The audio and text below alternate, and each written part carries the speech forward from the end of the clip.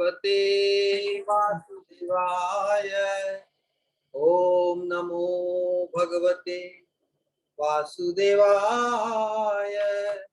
नारायणं नमस्कृत्य नरं चैव नरोत्तमं देवीं सरस्वतीं व्यासं ततो जयमुदीरयेत्। नष्टप्रायेषु अभद्रेषु नित्यं भागवत सेवया भगवती उत्तम श्लोके भक्तिर्भवती नैष्ठिकी। तो परम धर्म में शुद्ध भक्ति, प्रेम भक्ति के मार्ग को प्रकाशित करने वाले दिव्य ग्रंथ श्रीमद् भागवतम, उसकी अनुरूपी नरोत्तम दास ठाकुर प्रेम भक्ति चंद्रिका शुद्ध भक्ति के मार्ग पर हमें दिव्य चंद्रिका का प्रकाश हमारे जीवन में शुद्ध भक्ति का भाव, इस तरह हम शुद्ध भक्ति के मार्ग में जीवन को सफल बनाएं, उसके अंतर्गत प्रेम भक्ति चंद्रिका का जो अनुशीलन चल रहा है, उस दिव्य प्रोग्राम में आप सबका स्वागत है। हम आज श्लोक संख्या अब सब दिव्य उपदेश एक से एक इतना अथाह सागर की तरह है ये, फिर भी आप सबके उत्साह और प्रेम पूर्वक समर्पण तो हमें उत्साहित करता है। तो हम सहज इसमें शामिल होने की स्प्रिया रखते हैं। आज श्लोक में नरोत्तम दास ठाकुर जी बता रहे हैं, कल तक हमने परम महाशय रूप सनातन गोस्वामियों की महिमा, उन्होंने हमें जो वरदान में दिया है, उनकी शिक्षा के अंतर्गत क्या क्या निरूपण हुआ है, उसका आज के श्लोक से हम प्रारंभ करते हैं। भागवत शास्त्र मर्म नवविधा भक्ति धर्म सदाई करीबो सुसेवन अन्य देवाश्रय नाई तुम्हारे कही लो भाई यही भक्ति परम भजन।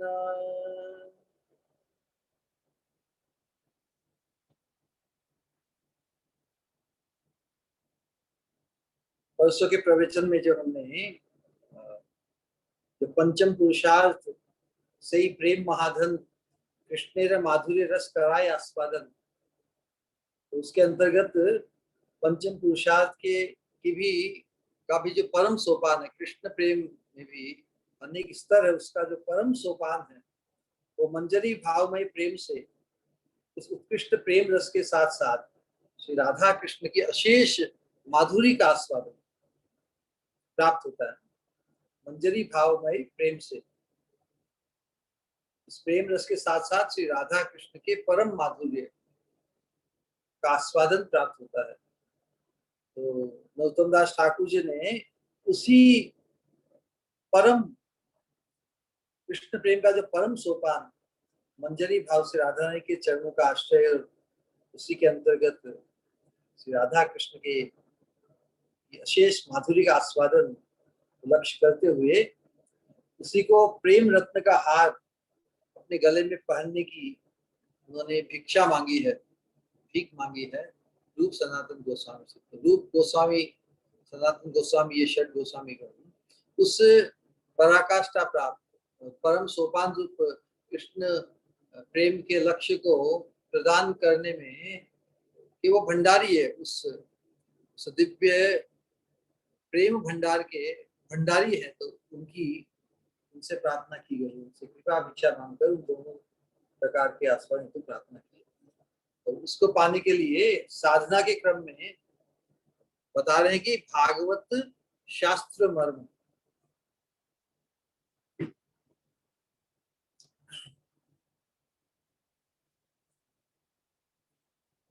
भागवत शास्त्र मर्म नव विधा भक्ति धर्म सदाई करीबो सुसेवा।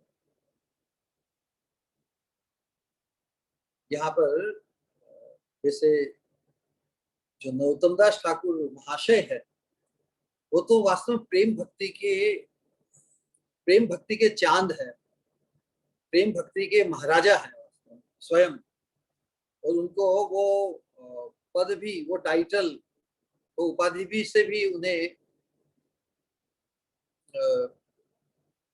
आचार्यों ने, प्रेमी भक्तों ने, उनके समय के तो महान वैष्णवों ने उन्हें प्रेम भक्ति के महाराज के रूप में उनको स्थापित किया था, उनकी प्रतिष्ठा को व्यक्त किया था। लेकिन वो स्वयं प्रेम भक्ति के अधिकारी होकर भी स्वयं को हमेशा साधारण साधक के रूप में उन्होंने अपने आप को समझा। तो भागवत शास्त्र मर्म, तो भागवत शास्त्र का जो मर्म है उसको, एक तो भागवत कौन होते हैं, भागवत के दो स्वरूप है ना, एक भक्त भागवत, शुद्ध भक्त को भी भागवत कहा जाता है। हमारे श्री गुरु, हमारे पूर्व आचार्य, शुद्ध वैष्णव, सभी वैष्णव वास्तव में भागवत पद के वाच्य है शुद्ध भक्तों का, क्योंकि भागवत का संबंध भगवान से है ना? तो जिन्होंने भगवान के संबंध से अपने आप को धन्य किया है वही भागवत है। तो उस दृष्टिकोण से जो प्रथम वाक्य भगवान के भक्त, शुद्ध भक्त होने के कारण, तो भागवत शास्त्र का यथार्थ मर्म, चैतन्य महाप्रभु की कृपा को लाभ करके षड गोस्वामियों ने, विशेष रूप से रूप सनातन गोस्वामियों ने अपने टीकाओं में भागवत धर्म, भागवत का जो मर्म है, जो उसका यथार्थ अर्थ है, उसको उजागर किया अपने ग्रंथों में। विशेष रूप से सनातन गोस्वामी ने, जीव गोस्वामी ने, सनातन गोस्वामी ने वैष्णव तोषणी रूपी भागवत पर टीका, क्रम संदर्भ ये श्रीमद् भागवत पर जीव गोस्वामी की टीका, भागवत का गुढ़ार्थ प्रकाशक जीव गोस्वामी का षट संदर्भ ग्रंथ भोग। उसके बाद में इन गोस्वामियों के अनुगत बाद में जो आचार्य आए, जिस प्रकार विश्वनाथ चक्रवर्ती ठाकुर, उन्होंने विशेष टीका, बलदेव विद्याभूषण की टीकाएं, तो इन सब का सतत अनुशीलन करूंगा। भागवत शास्त्र मर्म नव विधा भक्ति धर्म सदाई करीबो सुसेवा। तो यहाँ पे बता रहे हैं, अपने आचरण से हम सबको भी लाभ दे रहे हैं कि हमें भी इन गोस्वामियों की जो टीकाएं हैं भागवत पर, और भागवत का गुढ़ार्थ प्रकाशक जो दूसरे ग्रंथ उन्होंने लिखे हैं, उन सब का हमें अनुशीलन करना है। तो हमारे लिए हमारे आचार्यों ने इतना भंडार प्रेम भक्ति का भर दिया है, छोड़ दिया हमारे लिए, जिससे हम उनका अनुशीलन करें तो हमारे पास समय कम पड़ेगा, ये एक जीवन कम पड़ेगा। ऐसा ही हमें चाहिए। हमारे पास इस रसास्वादन के लिए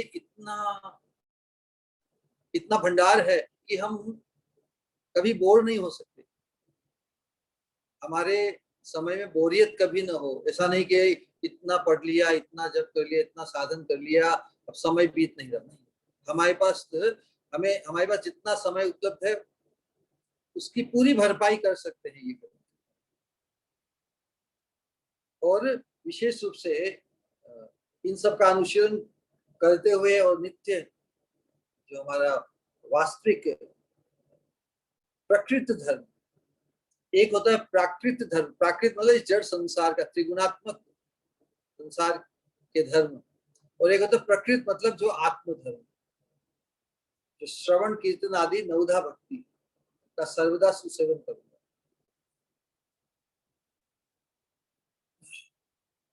तो इन ग्रंथों में भागवत का मार्ग प्रकाशित हो गया है, अथवा केवल भागवत शास्त्र इसको लिया जाए, भागवत शास्त्र मर्म। तो भागवत शास्त्र का यथार्थ मर्म तो जो नवधा भक्ति के अंतर्गत प्रकाशित हुआ, उसका सुसेवन करने को। तो नवधा भक्ति के अंतर्गत श्रवणम कीर्तनम विष्णु स्मरणम पाद सेवनम अर्चनम वंदनम दास्यम सख्यम आत्म निवेदन,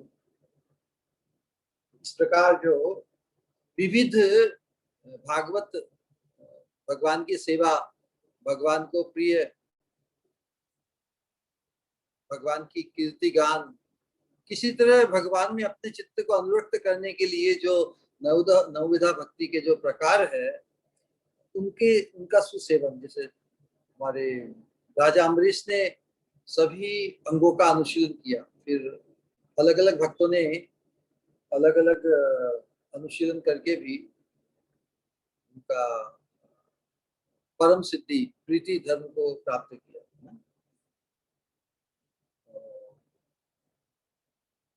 तो वही बता जो प्रहलाद महाराज की उक्ति है ना, श्रवणम कीर्तनम विष्णु स्मरणम पाद सेवनम अर्चनम वंदनम दास्यम सख्यम आत्मनिवेदनम इति पुंसार पिता विष्णु भक्तिश्छेन्नव लक्षणा क्रियेत भगवती अद्धा तन मन्ने अधितम उत्तमम। तो नवधा भक्ति का जो अनुशीलन है उसे ही प्रहलाद महाराज कहे कि तन मन्ने, उसे मैं मानता हूं, तन मन्ने अधितम, अधितम मतलब एजुकेशन, जो लर्निंग है नवधा भक्ति का जो अनुशीलन है उसे ही वो सबसे श्रेष्ठ एजुकेशन मानते हैं। तो किसी को यदि नवधा भक्ति की ट्रेनिंग मिले तो he is most educated, he becomes most educated, सबसे ज्यादा उन्नत शिक्षित वही व्यक्ति है नवधा भक्ति।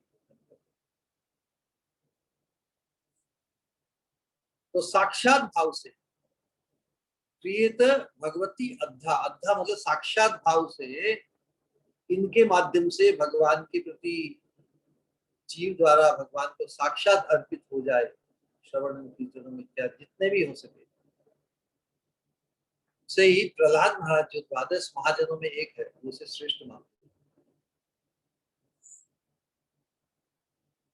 तो नरोत्तम दास ठाकुर जी अपने आचरण से हमें उत्साहित करते कि हमें भी इन नवधा भक्ति अंगों के सुसेवन का संकल्प करना चाहिए। हम साधक समाज में ही है ना, तो पूरे साधक समाज के ही हम अंग हैं, तो हमें इस नवधा भक्ति का भली भांति से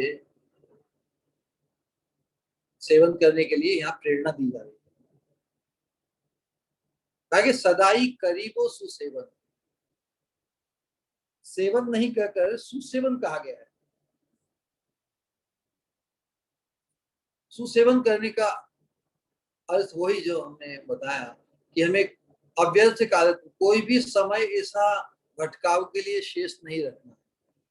सुसेवन है परिपूर्ण रूप से नवधा भक्ति में हमारे 24/7 हमें इंगेज करने के लिए पर्याप्त है कि हम पूरे समय को कालम नए अखिलम इति उपदेश सारम, रूप गोस्वामी जो उपदेश का सार बताते हैं,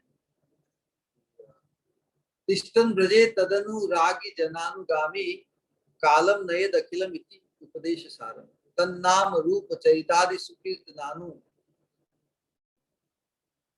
स्तुत्यो क्रमेण रसना नियोजन, अपनी रसना को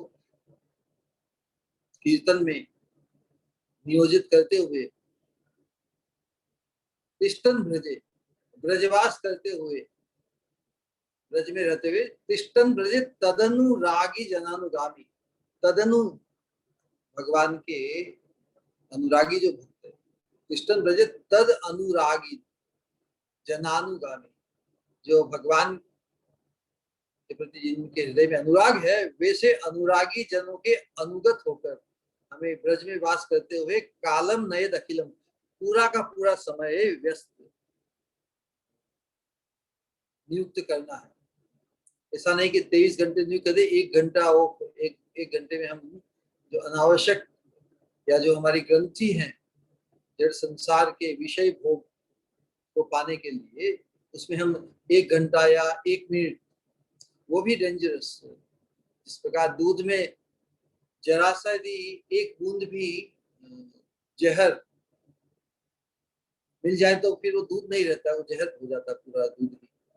तो उसी प्रकार हमारी साधना के क्रम में नवधा भक्ति के लाभ, नवधा भक्ति को हमारे जीवन में लाकर अपने जीवन को पूरा शुद्ध पवित्र, कोई चांस नहीं लेना है किसी विकार का, किसी, क्योंकि जो विषय के सुख है वो विषमय है। विषय तो सहज ही अपने विषयों, इंद्रियां तो सहज अपने विषयों की तरफ लालायित होती है, तो हमें हमें अपनी इंद्रियों को इस तरह नियुक्त कर देना नवदा भक्ति के अनुशीलन में कि इन्हें विष का एक स्पर्श न हो, विषय रूपी विष का स्पर्श न हो।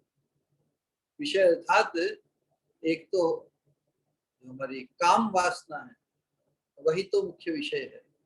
तो जब हमारी वासना नवदा भक्ति के अंतर्गत कृष्ण सेवा परायण हो जाएगी सब समय, तो फिर विस्मय विशेष सुख के प्रति हमारा ध्यान भी नहीं रहेगा, हम उसको चारा देंगे ही नहीं।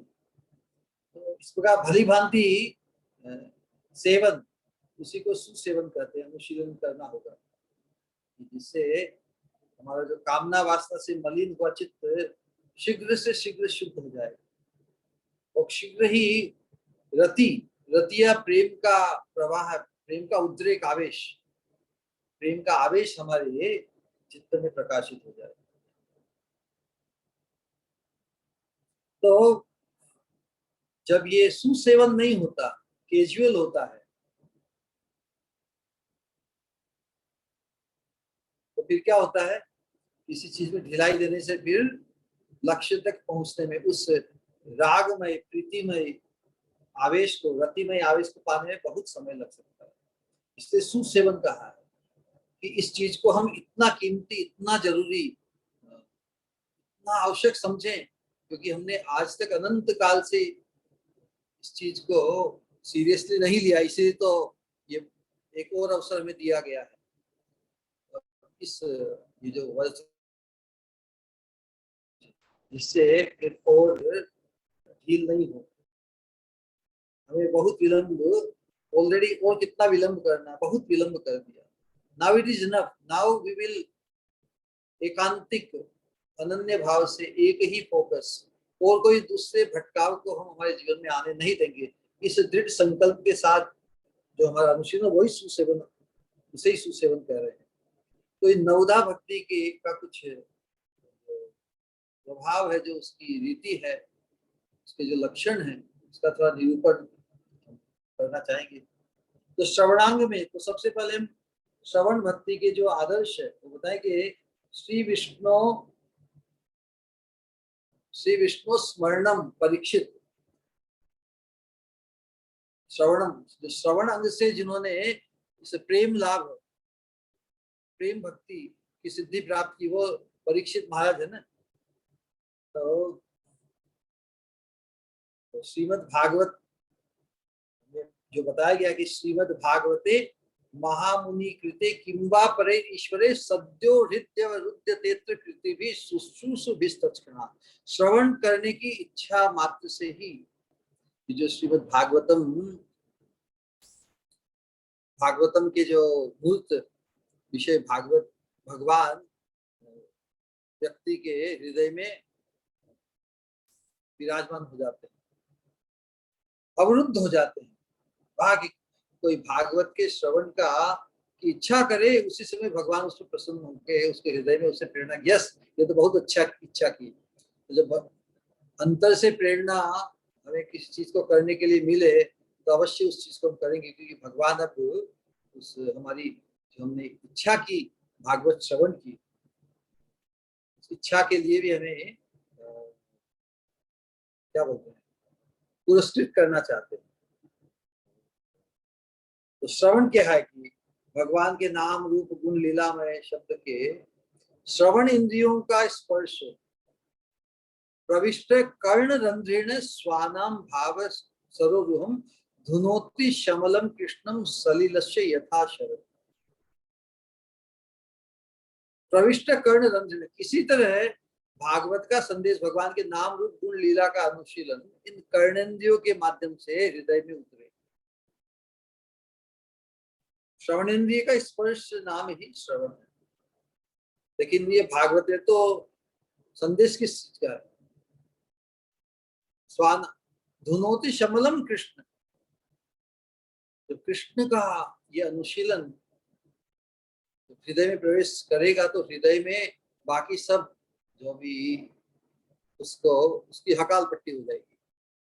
हृदय में हम किन किन असत चीजों को अनंत काल से संजो कर रखे हैं, लेकिन जब ये भागवत रूपी संदेश उसका श्रवण हमारे हृदय में कर्णेंद्रिय के माध्यम से हृदय में प्रवेश करता है तो हृदय को धुनोति शमलम कृष्णम सलिल से यथा शरद। शरद ऋतु में जब वर्षा होती है तो जलाशय एकदम स्वच्छ हो जाते हैं। वर्षा की ऋतु में जो जलाशय उसमें जो पानी भरता है वो मिट्टी वाला होता है, लेकिन शरद ऋतु में तक वो मिट्टी पूरी पूरी ठेठ तक नीचे बैठ जाती है और पानी एकदम निर्मल स्वच्छ। शरद उदास है, उस निर्मल जल में कमल जब खिलता है तो शरद ऋतु जो खिला हुआ कमल है उसकी सुंदरता और बढ़ जाती है, क्योंकि पानी में बहुत अच्छा रिफ्लेक्शन। उसी प्रकार जब भागवत के श्रवण से हमारे हृदय में दिव्य संदेश प्रवेश करता है तो हमारा हृदय भी एकदम चिन्मय हो जाता है। तो हृदय चिन्मय हो जाता है तो उसमें फिर पूरे के पूरे हृदय के सिंहासन पर श्री कृष्णचंद्र अपनी प्रियतमा स्वामिनी श्रीमती राधा रानी के साथ हृदय कमल पर विराजमान हो जाते हैं और फिर then we are done from this material world. तो ये जब सुसेवन हम श्रवण भी हमें सुसेवन पूरी एकाग्रता और समय को व्यर्थ नहीं करते हुए इसका अनुशीलन करें तो हम भी पूर्णता को पा जाएंगे केवल श्रवण मात्र से। तो श्रवण में बताया भी कि श्रीमद् भागवत का श्रवण परम श्रेष्ठ है, कारण श्रीमद् भागवत ये रसमय ग्रंथ है। इसके शब्द समूह श्लोकों को जिस प्रकार व्यक्त किया सुखदेव गोस्वामी ने, बड़ा ही प्रभाव में, बड़ा ही रोचक आकर्षक। इसीलिए रस ग्रंथों हमारे गोस्वामी ने जितने भी रस ग्रंथ लिखे उनका आधार उन्होंने श्रीमद् भागवत को बनाया। अमल पुराण है ये। तो अमल पुराण का आश्रय में जो ग्रंथों का प्रणयन किया हमारे गोस्वामियों ने तो वो भी अमल बन गए, क्योंकि अथॉरिटी श्रीमद् भागवत ग्रंथ। तो इसलिए जब गोस्वामियों के ग्रंथों का अनुशीलन करते हैं तो जो भागवत का अनुशीलन है वही रस आस्वादन, वही सिद्धांत, उसका निरूपण हमें श्रवण करने को मिलता है। तो वास्तव में श्रीमद् भागवत हमें परम पुरुष भगवान के चरणारविंद की आराधना की तरफ प्रेरित करते हैं ना। तो वास्तव में भगवान द्वारा ही ये भागवत प्रकाशित हुआ है। प्रारंभ में बताया ना कि श्रीमद् भागवते महामुनि कृते किंबा परे ईश्वरे। श्रीमद् भागवते महामुनि कृते, और फिर पहले श्लोक में भी बताया कि जन्मादस्य यतोन्वयादि तरसश्चार्थेष्व विज्ञ स्वराट तेने ब्रह्म हृदय आदि कवे मुह्यन्ति यत्सूरय तेजोवारी मिदाम यथा विनिमयो यत्र त्रिसर्गो मिषा धामना स्वेन सदा निरस्तकुहकम सत्यम परम धीमहि। और ये प्रदान किसने किया है? श्रीमद् भागवते महामुनि कृते किंवा परे ईश्वर। जो द्वितीय मंगलाचरण श्लोक है श्रीमद् भागवत में, महामुनि, तो महामुनि कौन है? स्वयं नारायण। स्वयं नारायण महामुनि का रूप धारण करके सबको दिव्य दर्शन और ये श्रीमद् भागवतम का प्रदान भी किया। प्राय हम सोचते हैं कि भाई श्रीमद् भागवतम जो कृति है व्यासदेव को भी महामुनि कहते कि वो नारायण के अवतार है।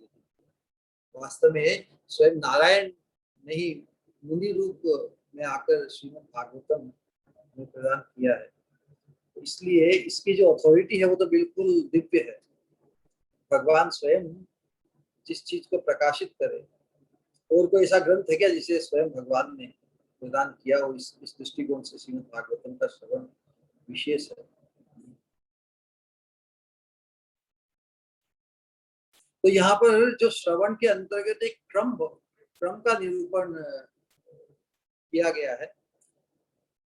श्रवण में भी अब हम किस स्तर पर उस श्रवण को ले जाते ही अपने ऊपर है। तो क्रम में बताया कि भगवान के नाम रूप गुण लीलादि का जो श्रवण ही परम श्रेयस्कर है, ये बात तो हम सब जाने। तो उसमें भी महत् पुरुषों के द्वारा महान आचार्य प्रेम की मूर्ति स्वरूप षड गोस्वामी, नरोत्तम दास ठाकुर, विश्वनाथ चक्रवर्ती ठाकुर, इन महत् पुरुषों द्वारा जो रचे हुए प्रबंध, उन्होंने जो टिप्पणियां, उन्होंने इस रसमय ग्रंथ को अपने अनुभव, अपने अनुशीलन से और रसमय बनाकर जो प्रस्तुत किया है, तो उन महत् पुरुषों द्वारा रचे प्रबंध, उनका श्रवण अधिकतर मंगलमय है। भागवत में हम जो भगवान के नाम रूप गुण लीला का जो श्रवण करते हैं, वो तो परम श्रेय कर है। उसमें जो महापुरुषों के उस महापुरुषों के अनुशीलन और उनके अनुभव से संपन्न होकर जो उन्होंने प्रबंध के रूप में, उसका श्रवण अधिकतर मंगलजनक। और यदि उन प्रबंधों को, जैसे रूप सनातन गोस्वामी जो षड गोस्वामी चैतन्य महाप्रभु के साक्षात पार्षद, उन षड गोस्वामियों के ग्रंथों को फिर दूसरे महत् पुरुषों ने परंपरा में और भी उसका अनुशीलन किया है और अपने नए अनुभव को उसमें ऐड किया। तो उनका श्रवण, उनका महत्व और भी अधिक है, क्योंकि रस बढ़ता चला जाता है। रस का जितना दोहन किया जाए, रस के सागर का जितना दोहन किया जाए, नई नई मिठास, नए नए भाव उसमें और भी ऐड होते चले जाते। इसलिए षड गोस्वामियों ने शास्त्रों का हमें दिए, उसके बाद के आचार्यों ने, नरोत्तम दास ठाकुर ने, विश्वनाथ चक्रवर्ती ठाकुर ने, भक्ति विनोद ठाकुर ने, श्रील प्रभुपाद जी ने। तो इस प्रकार ये जो रस का जो दोहन बढ़ता चला गया और उसका आस्वादन, उसका महत्व भी बढ़ता चला गया। वर्तमान में जिस प्रकार श्रील प्रभुपाद जी के ग्रंथों के अनुशीलन से हम जैसे पतित और नितांत अयोग्य कलयुग के जीव भी, आचरणहीन पापाचरण में पले हुए जीवों को भी श्रील प्रभुपाद जी के ग्रंथों से दिव्य प्रकाश, दिव्यता का स्पर्श हुआ। तो फिर बाद में वो दूसरे ग्रंथों को भी पढ़ने के योग्य बने, क्योंकि जब तक प्रारंभ नहीं होता इस अनुशीलन, श्रवण के अनुशीलन मार्ग में, तो हम श्रवण जो हमारे ग्राह्य हो, जिसको हम ग्रहण कर सके, जो समझ सके, तो बाद के और वर्तमान के आचार्यों ने बद्ध जीवों को समझाने के लिए इसे जिस ढंग से प्रस्तुत किया है, हम लोग उसका लाभ वर्तमान में ले रहे हैं, ये हम अनुभव करते हैं। फिर वह श्रीमद् भागवतम विशेष रूप से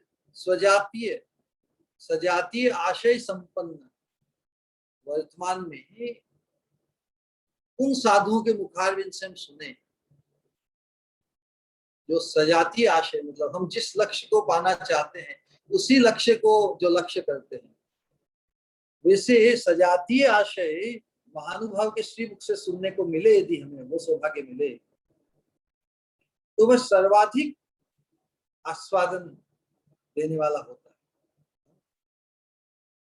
वर्तमान में ऐसे महत् पुरुषों से सजातीय आशय तो सबसे अधिक आस्वादन देने वाला होता है।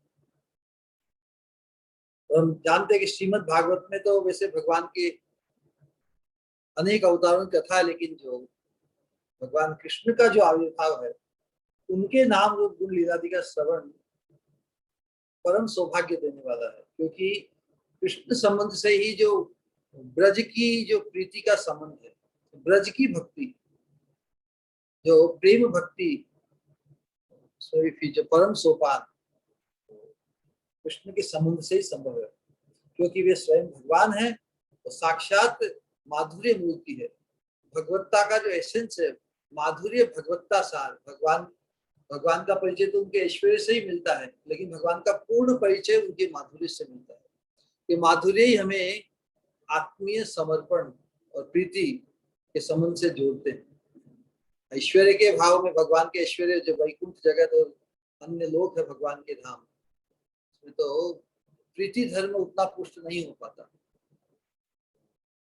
भक्ति तत्व विवेक में भक्ति विनोद ठाकुर कहते हैं कि जो भक्ति की पूर्णता कृष्ण संबंध से ही संभव है, क्योंकि श्री कृष्ण सभी रसों के आगार है। ये यथाम प्रपद्यते, जिस भाव से भी केवल श्री कृष्ण से ही संबंध जोड़ा जा सकता है। बाकी सब स्वरूपों में राम, नरसिंह, वराह, नारायण इत्यादि में दास्य भाव तक ही भक्ति आगे बढ़ती है।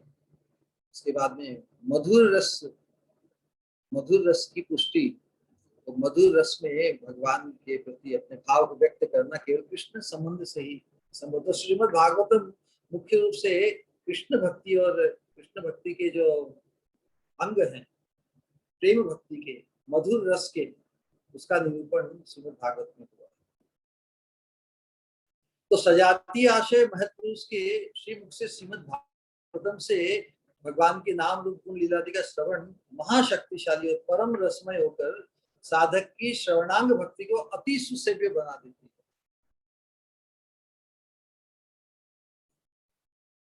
तो श्रीमद् भागवतम को केंद्र बनाकर इसलिए कहा कि भागवत शास्त्र में हमारे गोस्वामियों ने श्रीमद् भागवतम को ही केंद्र बनाकर श्री कृष्ण लीला विषयक जितने भी सिद्धांत ग्रंथ या रस ग्रंथ रचे हैं, वे सब के सब भागवत पद के ही वाच्य।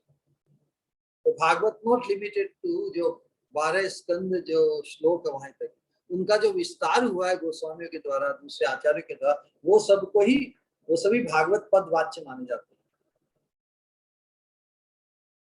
और विशेष रूप से जो चैतन्य महाप्रभु, राधा कृष्ण मिलित विग्रह चैतन्य महाप्रभु के जो लीला विषयक जो ग्रंथ बाद में प्रकाशित हुए, चैतन्य भागवत, चैतन्य चरितामृत, जैसे वर्तमान में हम जो प्रेम भक्ति चंद्रिका नरोत्तम दास ठाकुर जी के द्वारा ये प्रार्थना आदि परम महाशक्तिशाली है, महारसमय है।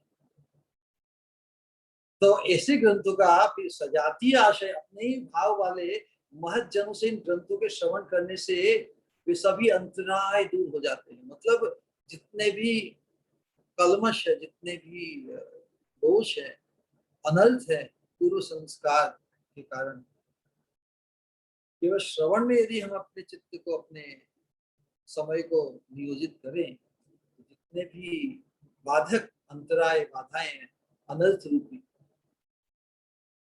जो श्रवणांग भक्ति के सुसेवन के प्रतिकूल है, वो सब नष्ट हो जाएंगे। श्रवण में जब हमारा सुसेवन होता है, तो उसके प्रभाव से सभी अनर्थ छूट जाते, क्योंकि परम दृष्टवा निवर्तते, भगवान कृष्ण बताते विषया विनिवर्तन्ते निराहारस्य देहि रसवजन रसोप्यस्य परम दृष्टवा निवर्तते। इसे श्रीमद् भागवतम के श्रवणांग से सभी अनर्थ, दिव्य रस का जब आस्वादन हो जाता है, तो जो गौण रस, जो अपरस है, उसके प्रति आकर्षण नष्ट हो जाता है। तो जब रुचि उत्पन्न हो जाती है श्रवण में, हमारी भागवत के श्रवण में, तो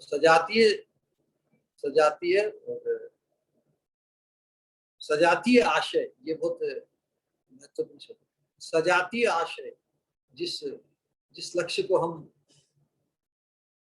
चाहते हैं, उसी लक्ष्य को चाहने वाले हमसे उन्नत वैष्णवों के, भक्तों के संग में जब इसका अनुशीलन होता है, तो हमारी रुचि, आसक्ति की तरफ तीव्र गति से बढ़ती है। उस कॉन्सेंट्रेटेड अनुशीलन को ही सुसेवन, श्रवण कहा है। तो श्रवण की बात में क्या आता है? कीर्तन। तो कीर्तन रूपी भक्ति के द्वारा भगवान के कीर्तन, मतलब उनकी महिमा, उनके माधुर्य लीला, नाम रूप गुण लीला का जो कीर्तन उनके द्वारा जिन्होंने परम सिद्धि प्राप्ति की, उसके आदर्श कौन है? शुकदेव गोस्वामी। श्री विष्णु श्रवणे परीक्षित वैयासिकी तद कीर्तन, इसका पूरा श्लोक है भक्ति स्वामी सिंधु में, नवदा भक्ति के अंतर्गत एक आदर्श के रूप में उनको प्रकाशित किया है। तो हम जानते हैं कि जो हम श्रवण करते हैं उसको यदि हम स्वयं उच्चारण करें भगवान के नाम रूप गुण लीला का, विशेष रूप से भगवान का जो नाम कीर्तन जो इस कलयुग का युग धर्म है ना, इसलिए कीर्तन कीर्तन तो हमारी भक्ति के सभी अनुशीलन में ओतप्रोत है। कोई भी अनुष्ठान, कोई भी क्रिया कीर्तन के बिना संपूर्ण नहीं होती, क्योंकि ये कलयुग का धर्म है। तो भगवान के नाम का साधन भगवत प्रीति को प्राप्त करने में जितना श्रेष्ठ है वैसा और कोई नहीं, कीर्तन के माध्यम से ही। इसलिए भगवान चैतन्य महाप्रभु कहते कीर्तनीय सदा हरि, भगवान सदा हमारे द्वारा कीर्तित हो। प्रेम प्राप्ति के लिए जो भगवान के नाम साधना जो करते हैं, नाम साधना मतलब कीर्तन साधना, नाम संकीर्तन ही सभी शास्त्रों में प्रेम प्राप्ति के परम उपाय के रूप में निर्मित हुआ है। एतद निर्विद्यमानानाम इच्छताम अपितो भयम योगिनाम नृप निर्णीतम हरे नामानुकीर्तन। श्रीमद् भागवतम सुखदेव गोस्वामी परीक्षित महाराज को जब बोलना प्रारंभ करते हैं उसी समय सिद्धांत को स्थापित करते हैं कि व्यक्ति है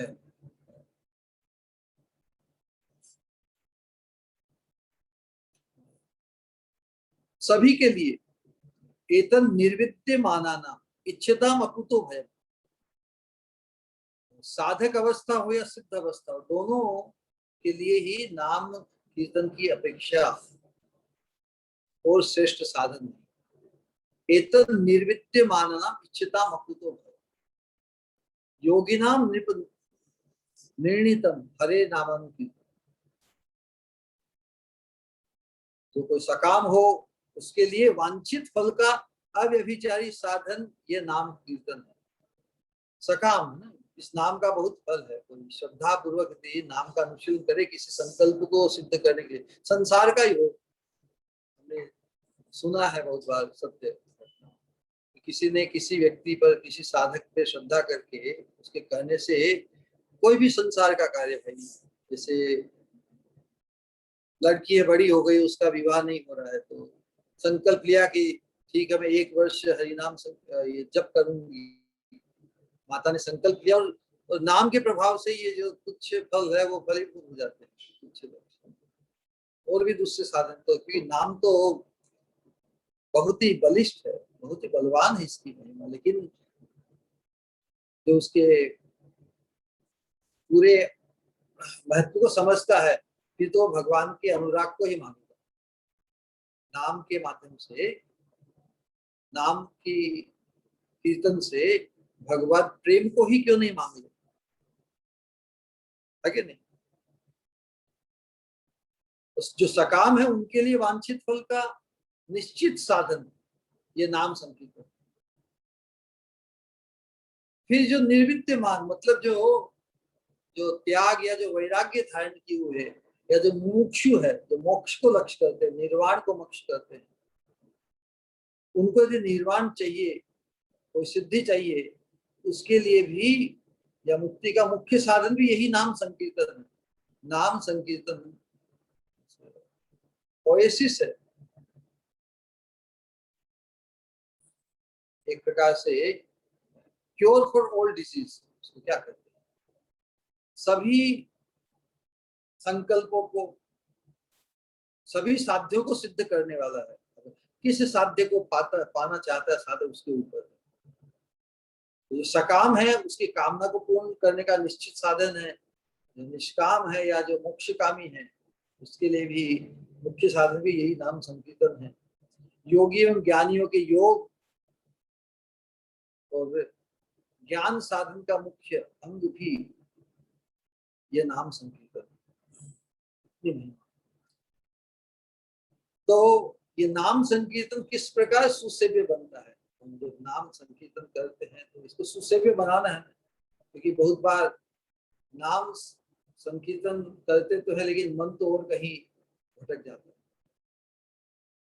तो नाम तो हम ले रहे हैं, लेकिन नाम संकीर्तन रूपी जो सिंचन है, श्रवणादि शुद्ध चित्त, तो सिंचन उसका लाभ किसको मिल जाता है? जहां पर हमारा चित्त चला जाता है। इसलिए नाम संकीर्तन मन पूर्वक,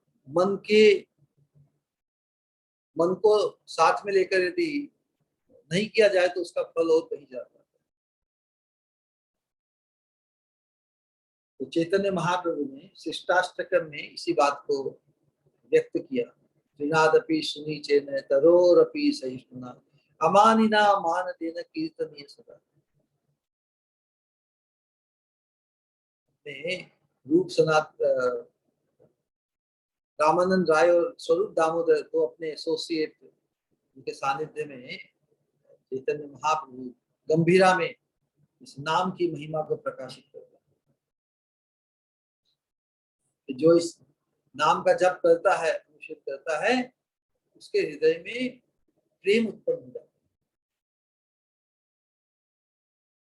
जिसके हृदय में प्रेम उत्पन्न हो जाता है,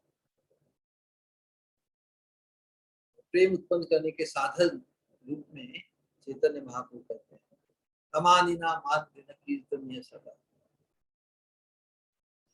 जो प्रेम का आकांक्षी हो जाता है या जिसके हृदय में प्रेम जागृत हो जाता है, उसका स्वभाव ऐसा हो जाता है। त्रिनादपि सुनी चेन तरोरपि सहिष्णुना अमानिना, दैन्य दैन्य भाव जागृत हो जाता है। क्योंकि इतनी बड़ी निधि व्यक्ति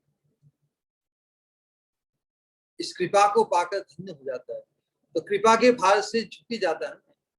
जब वृक्ष भी दिव्य फल से संपन्न होता है तो वो झुक जाता है।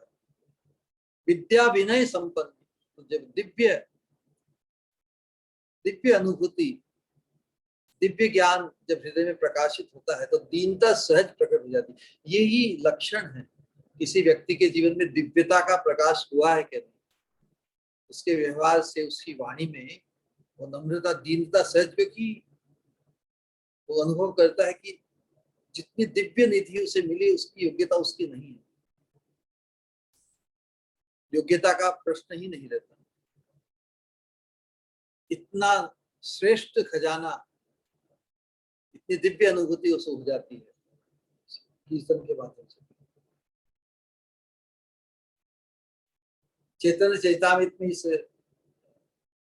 कीर्तन भक्ति का चैतन्य महाप्रभु जिस प्रकार वर्णन करते हैं, बंगाली प्यार है इसके लिए मैंने इसको गाने की इच्छा की है। वहां पर महाप्रभु कह रहे हैं, उत्तम हैया आप ना के माने त्रिनाथम, दुई प्रकारे सहिष्णुता करे वृक्ष सम। वृक्ष जेनो काटिले है किछु ना बोलाय, सुखाइया मैले कारे पानी ना मांगाय। जे मांगे तारे दे आपन धन, घर्म वृष्टि सहे आने करे लक्षण रक्षण। उत्तम हैया वैष्णव हवे निरभिमान, उत्तम हैया वैष्णव हवे निरभिमान। जीवे सम्मान दीवे जानी कृष्ण अधिष्ठान, एई मत हैया जय कृष्ण नाम लय।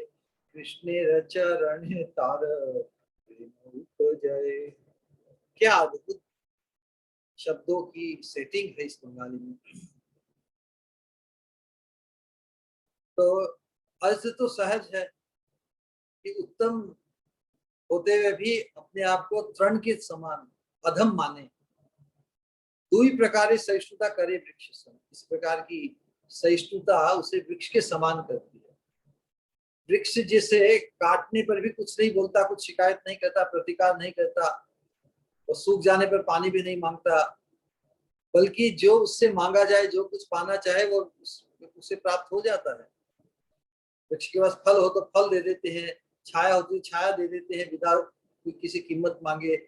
वो कोई काट के लकड़ी ले जाए उसका भी प्रतिकार नहीं करता। और जब घर्म वृष्टि सहे, घर्म मतलब गर्मी, बहुत पसीना तेज, गर्मी और वृष्टि वर्षा दोनों को सहन करता है, खुद के ऊपर लेके दूसरों की रक्षा करता है, ऐसा व्यवहार है वृक्ष का लक्षण। और उत्तम होया वैष्णव हवे निरभिमान, जो वैष्णव उत्तम हो गया वो निरभिमान हो ही जाएगा, क्योंकि जिसे दिव्यता का दिव्यता जिसके हृदय में प्रकाशित हो गई, जिसे दिव्य प्रेम धन का लाभ जिसे हो गया, तो वो योग्यता का विचार उसमें नहीं आएगा, वो तो निरभिमान हो ही जाएगा। तो कृपा यही है, जो योग्यता नहीं होने पर भी हमें प्राप्त हो, वही तो कृपा है। योग्यता से जो हम प्राप्त करते हैं उसमें तो सेंस ऑफ एकम्प्लिशमेंट, क्वालिफिकेशन, योग्यता का गुमान आता ही है। लेकिन जो प्रेम, दिव्य प्रेम, कृष्ण प्रेम जब हृदय में प्रकाशित होता है तो हमारे अभिमान को नष्ट कर देता है। अभिमान किसके ऊपर कर देता है?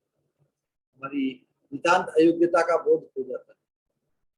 तभी कहेंगे जीवे सम्मान दीवे जानी कृष्ण अधिष्ठान, यही मत हैया जय कृष्ण नाम लय, कृष्णेर चरणी तार प्रेम उपजय, उज बाहु करी कही सुनो सर्वलोक, नाम सूत्रे गाथी परो कंठे श्लोक, प्रभु आख्याय करो ए श्लोकाचरण, प्रभु आख्याय करो ए श्लोक आचरण, अवश्य पाइबे तबे श्री कृष्ण चरण, बोलो हरे कृष्ण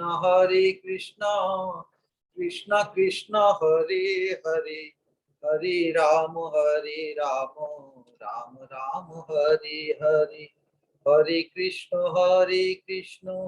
कृष्ण कृष्ण हरे हरे, हरे राम राम राम हरे हरे, हरे कृष्ण कृष्ण कृष्ण हरे हरे, हरे राम राम राम हरे हरे, हरे कृष्ण कृष्ण कृष्ण हरे हरे, हरे राम राम राम हरे। तो अपनी नितांत योग्यता को व्यक्त करते हुए, नितांत अपनी अक्षमता को प्रस्तुत करते हुए, जब इस कातर भाव से जब तक हम श्री नाम प्रभु के निकट प्रार्थना, हृदय की व्याकुलता व्यक्त नहीं करते, तब तक उस मुख्य फल प्रेम की प्राप्ति नहीं। We have to earn it. We have to earn it by begging it. हमारी खुद की साधना, खुद की योग्यता, तपस्या लभ्य नहीं है। ये तो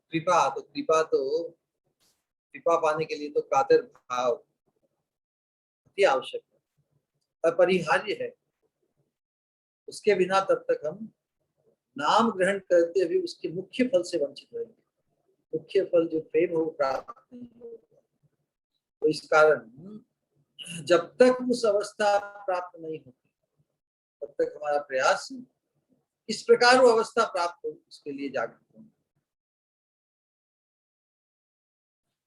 तो निरपराध होकर साधन क्या है? निरपराध होकर नाम कीर्तन का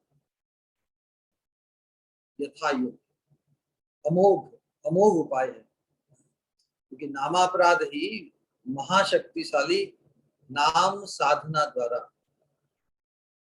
प्रेम भक्ति के मार्ग में जो प्रबलतम बाधा स्वरूप बन जाए नामापराध।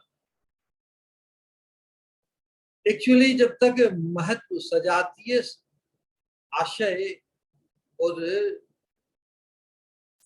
राग से सिक्त जिन महापुरुषों का हृदय है, वैसे महापुरुषों के सानिध्य में उनके मुख से उद्गार, राग पूर्वक उद्गार, जिस आस्वादन को अनुभव करते हैं, उस आस्वादन से उनके उनके व्यक्तित्व में जो जो प्रेम का भाव झलकता है, उसके प्रति जब तक हमारा आकर्षण नहीं होता, तब तक हम उस अवस्था को पाने के लिए इतने तत्पर नहीं होंगे। इसलिए ये बहुत आवश्यक है कि हमारा जो संग है, सानिध्य है, जैसे प्रेमी भक्तों के संग में ही हमें इसका अनुशीलन का लाभ मिले। लेकिन यहाँ पे नरोत्तम दास ठाकुर जी ने और इस प्रेम भक्ति चंद्रिका को जिन आचार्यों ने और जिन महत पुरुषों ने अपने अनुभव, अपने अनुशीलन से जो व्यक्त किया है, तो उसी को यहाँ पर व्यक्त करने का प्रयास कर रहे हैं। और ये प्रार्थना करते हैं कि हम सभी के हृदय में वो राग भक्ति, भगवान के प्रति उत्कट आकर्षण उत्पन्न हो, हम नाम प्रभु को पुकार सके। यस, हमारी चित्तवृत्ति को भी आप में इतना आकृष्ट कर दें कि हमें फिर संसार का कोई अन्य आकर्षण हमें भटका नहीं दे। हमारा आवेश, मुख्य आवेश है ना, पैकेज ऑफ आवेश, पेशेंस, हमारा नाम के प्रति आकर्षण, नाम के कीर्तन में आवेश हमारा इतना उन्नत हो जाए कि दूसरा संसार का आवेश हमें खिन्न न कर सके। क्योंकि जो अपराध है, ये शब्द अपराध, अप तो प्रत्यय है, राध जो धातु है, राध मतलब संतोष, जो भगवान के संतोष को बाधित कर दे। भगवान के, हम सभी हमारी साधना से भगवान को संतुष्ट करना चाहते हैं, भगवान को आकृष्ट करना चाहते हैं, लेकिन अपराध होने से भगवान का संतोष बाधित हो जाता है।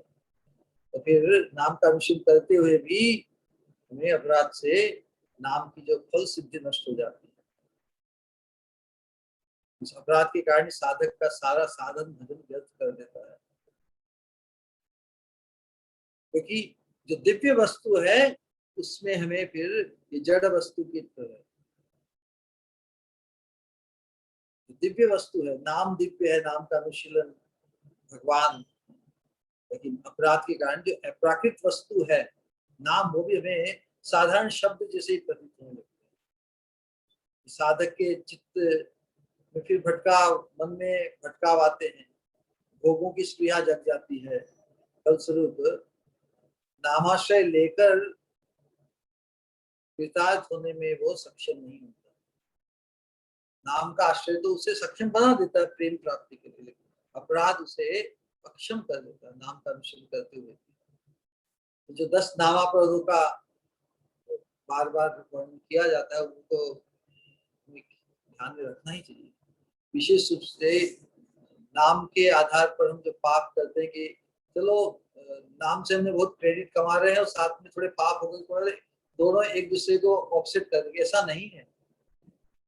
नाम कोई संसार के पाप पुण्य की कृत्य नहीं है, नाम तो दिव्य वस्तु है।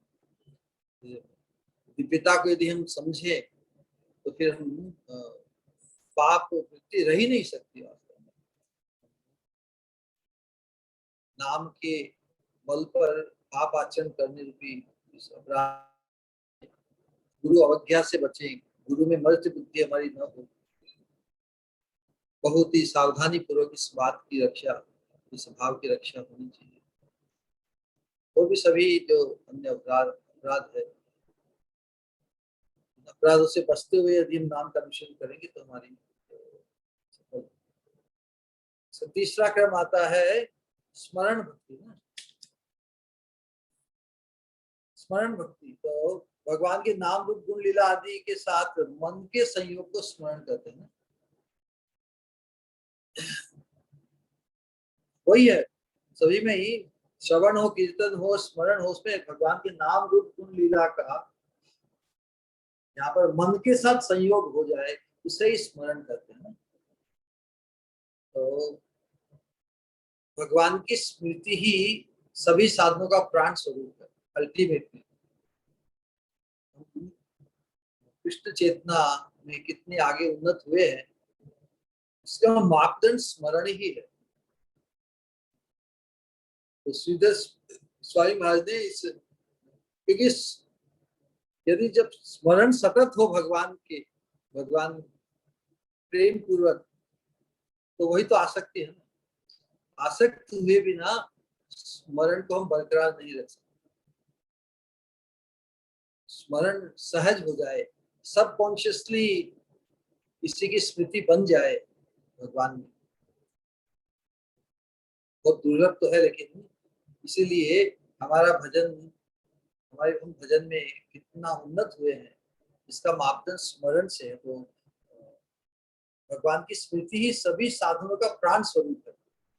यदि हमारा हम स्मरण नहीं रख पाते भगवान का, तो ये समझना कि हमारी जो भक्ति है वो प्राणहीन है। स्मरण ही प्राण है इस भक्ति साधना में।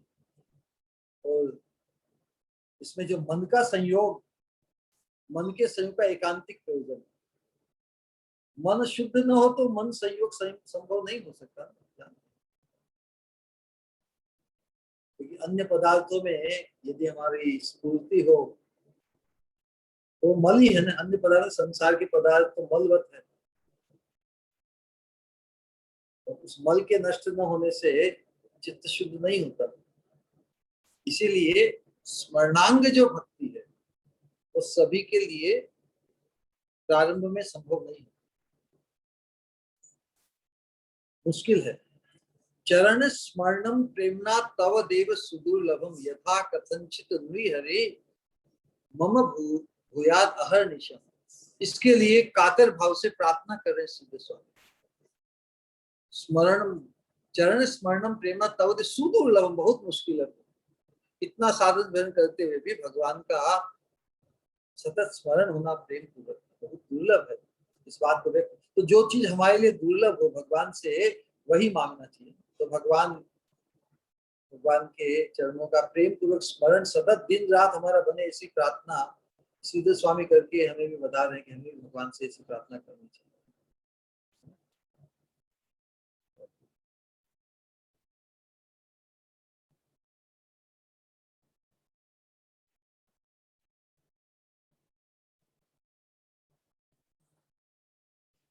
कहने का आशय है कि जितने प्रमाण में हमारे चित्त का शुद्धिकरण होता जाता है उतने प्रमाण में ही हमारा जो स्मरण भक्ति है वो पुष्ट होती जाती है। अनर्थ ही डिस्ट्रैक्शंस है, पूर्व संस्कार, पूर्व आदतों के कारण बार बार भगवान के स्मरण करने के हमारे प्रयास में दूसरी चीजों की स्मृति आ जाती है। तो हमें बड़े आग्रह पूर्वक जागृत होकर उन असत और अनावश्यक जो स्मृतियां हैं, जो इम्प्रेशंस है, उनको चारा नहीं डालना है, उनसे अपने आप को छुड़ाना है। इतनी हमारी सावधानी रहेगी तो हम अवश्य ही भाव के स्तर पर आगे बढ़ने में जो है के अंदर आदव शुद्धता तथा साधु संग, अनर्थ निवृत्ति, स्मरण जब हमारा पुष्ट होगा तो फिर हम उस भाव भक्ति की तरफ शीघ्रता से आगे बढ़ेंगे। इस प्रकार तो स्मरण भक्ति के जो आदर्श कौन है? स्मरण द्वारा किसने भगवत पद की प्राप्ति की, भगवत दर्शन और भगवान के आश्रय को प्राप्त किया? प्रहलाद महाराज ने स्मरण द्वारा हरि स्मरणम, स्मरण के द्वारा भगवान के सानिध्य को प्राप्त किया।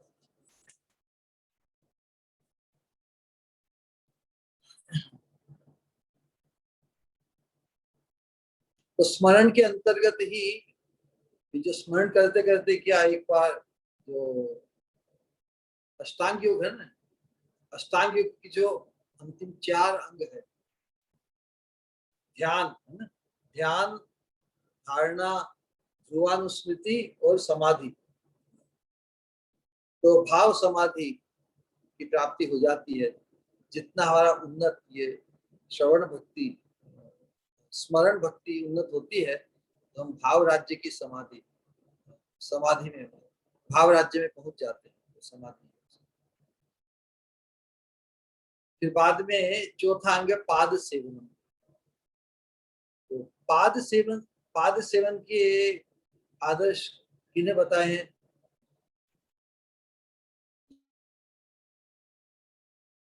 चरणों में विराजमान होकर उनके पाद संवाहन करती है, उनकी पाद सेवा के आदर्श लक्ष्मी जी को बताया है। तो यहाँ पर इस प्रकार हमने अनुसरण किया था कि श्री गुरु चरण पद्म ना, तो चरण करने से ये एक भक्ति पूर्वक जो भाव है, तो पाद सेवा में जो भक्ति पूर्वक या एक मर्यादा बताई है कि भगवान के चरणों में हमारा समर्पण। इसका मतलब नहीं कि केवल हम चरणों में बैठ गए तो केवल चरणों की ही सेवा करेंगे, तो चरणों में बैठ गए तो सब सेवा करें। तो वी आर रेडी फॉर पूर्ण शरणागति में। हम क्यों झुक जाते हैं? जो झुक गए मतलब हम सब कुछ करने को तैयार हैं, अनकंडीशनल। इसलिए पाद सेवा इज नॉट लिमिटेड टू केवल चरणों की ही सेवा। आवश्यकता पड़े तो भगवान के मुख कमल की सेवा, कर कमल की सेवा, सभी अंगों की सेवा इसमें समावेश है। तो सर्वांग सेवा करनी तो जो पाद सेवा जो का समर्पण भगवान के चरणों से जो प्रीति का नाता जोड़ते हैं, सभी अंगों की सेवा का सौभाग्य उन्हें मिलता है। लेकिन अतिशय आदर और मर्यादा रखते हुए हमें सेवा करनी चाहिए। सेवा का लक्ष्य क्या है? सेवा का उद्देश्य जिनकी सेवा करे उनकी प्रसन्नता, उनकी प्रीति। तो सेवा के अंतर्गत अष्टकालीय जो सेवा होती है, अष्टकालीन जो लीला है, उसमें समय और स्थान की आवश्यकता अनुसार सेवा ना, सेवा करने से है, काल और देश उसकी उसके अनुरूप जो उचित परिचर्या या आवश्यकता अनुसार उपयुक्त कार्य किया जाए, उसी को सेवा करते हैं। सेवा करने का तात्पर्य ही है प्रसन्न करना, प्रसन्न करने का जहाँ आशय है।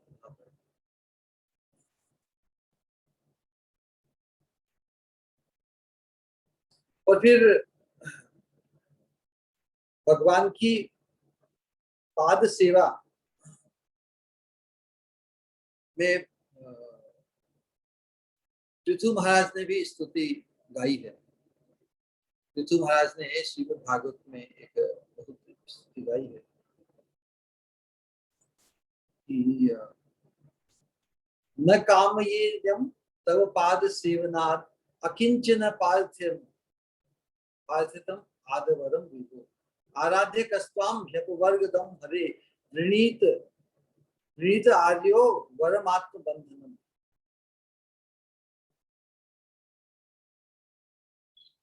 यहाँ पर जिस भाव को व्यक्त किया है पृथु महाराज ने, वो सॉरी मुचुकुंद मुचुकुंद महाराज ने भागवत में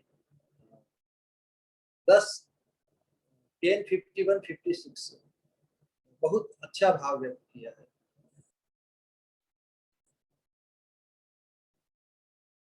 कहे कि हे प्रभु, जिन्होंने समस्त कामनाओं का त्याग कर दिया है, वे अकिंचन जन सतत जिस सेवा के लिए प्रार्थना करते हैं, तुम्हारी उस चरणारविंद सेवा के अतिरिक्त वे अन्य वर की प्रार्थना नहीं करता। तुम्हारी आराधना कर आत्मबंधन हो, इस प्रकार का अन्य वर क्या कोई लेगा? कहने का आशय है कि जो भगवान के चरणों की उपासना करते हैं, भले ही अपने बंधन की ही प्रार्थना करे, फिर भी वो मुक्ति ग्रहण नहीं करता। यहाँ पर आशय बताया है कि भगवान के चरणों का आश्रय लेकर क्या वो मुक्ति पाना चाहेगा? इसके बदले तो भले वो भव बंधन ले लेगा, लेकिन भगवान के चरणों का आश्रय पाकर कभी वो मुक्ति ग्रहण नहीं करता।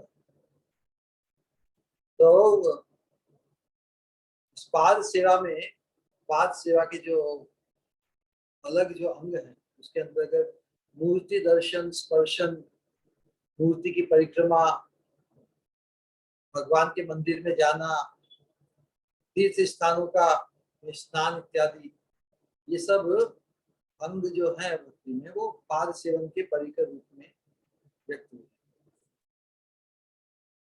फिर पांचवा अंग अर्चन।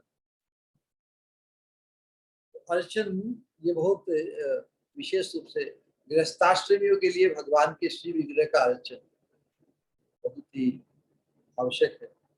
विशेष रूप से जो दीक्षित हुए हैं, जो विष्णु मंत्र में दीक्षित हुए हैं, प्रत्येक व्यक्ति मात्र के लिए अपने इष्ट देवता का नित्य अर्चन विधेय है। और हमें चैतन्य महाप्रभु के संप्रदाय में कम से कम शिष्य गौरनीताई का अर्चन बड़े आनंद और भक्ति पूर्वक, बहुत सहज है, बहुत सरल है। भगवान ने सभी कॉम्प्लिकेशन हटा के शायद पहले से ही हैंड्स अप कर दिए थे।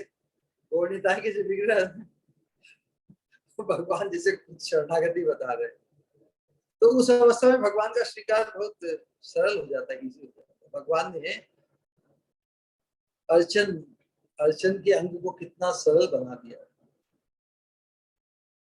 तो विशेष वास्तव में जो दीक्षित है, भले वो किसी भी आश्रम में हो, गृहस्थाश्रम में हो या किसी भी आश्रम में हो, ब्रह्मचारी, वानप्रस्थ, अपनी इष्ट पूजा उन्हें करनी चाहिए, बहुत आवश्यक है। इससे क्या एक प्रीति, नित्य प्रीति है ना। हर रोज जिस प्रकार जो हमारे हमारे प्रेम के आस्पद है, उनके प्रति सेवा भाव हर रोज हमें व्यक्त न करें व्यक्तिगत, तो श्री विग्रह में वो की सेवा से आत्मीयता बढ़ती है। इसलिए अर्चन भक्ति नवदा भक्ति के अंतर्गत विशेष रूप से भी गृहस्थ भक्तों के लिए तो अर्चन मार्ग मुख्य भजनांग है। तो बहुत बार क्या होता है कि व्यक्ति को अपनी अवस्था के अनुरूप इस अर्चन भक्ति को, साधकों को करने का विधान।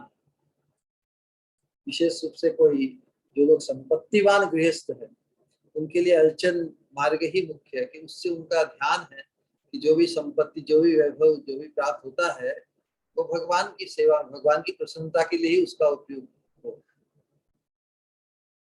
तो उसके लिए यदि व्यक्ति साधन संपन्न होते हुए भी यदि भगवान की अर्चना नहीं करता है, यदि बोलता है कि हम तो निष्किंचन है, अकिंचन बाबाओं की तरह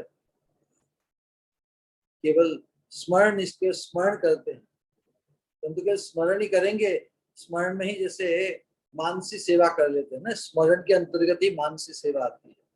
तो जब साधन संपन्न है, हमारे पास समय उपलब्ध है, जब भगवान साक्षात सेवा के लिए उपस्थित हो, तो उस समय क्या हम आंख बंद करके उनका स्मरण करेंगे? भगवान कहे अच्छा आंख बंद कर लिया, मैं साक्षात तेरी सेवा लेने के लिए तैयार हूँ।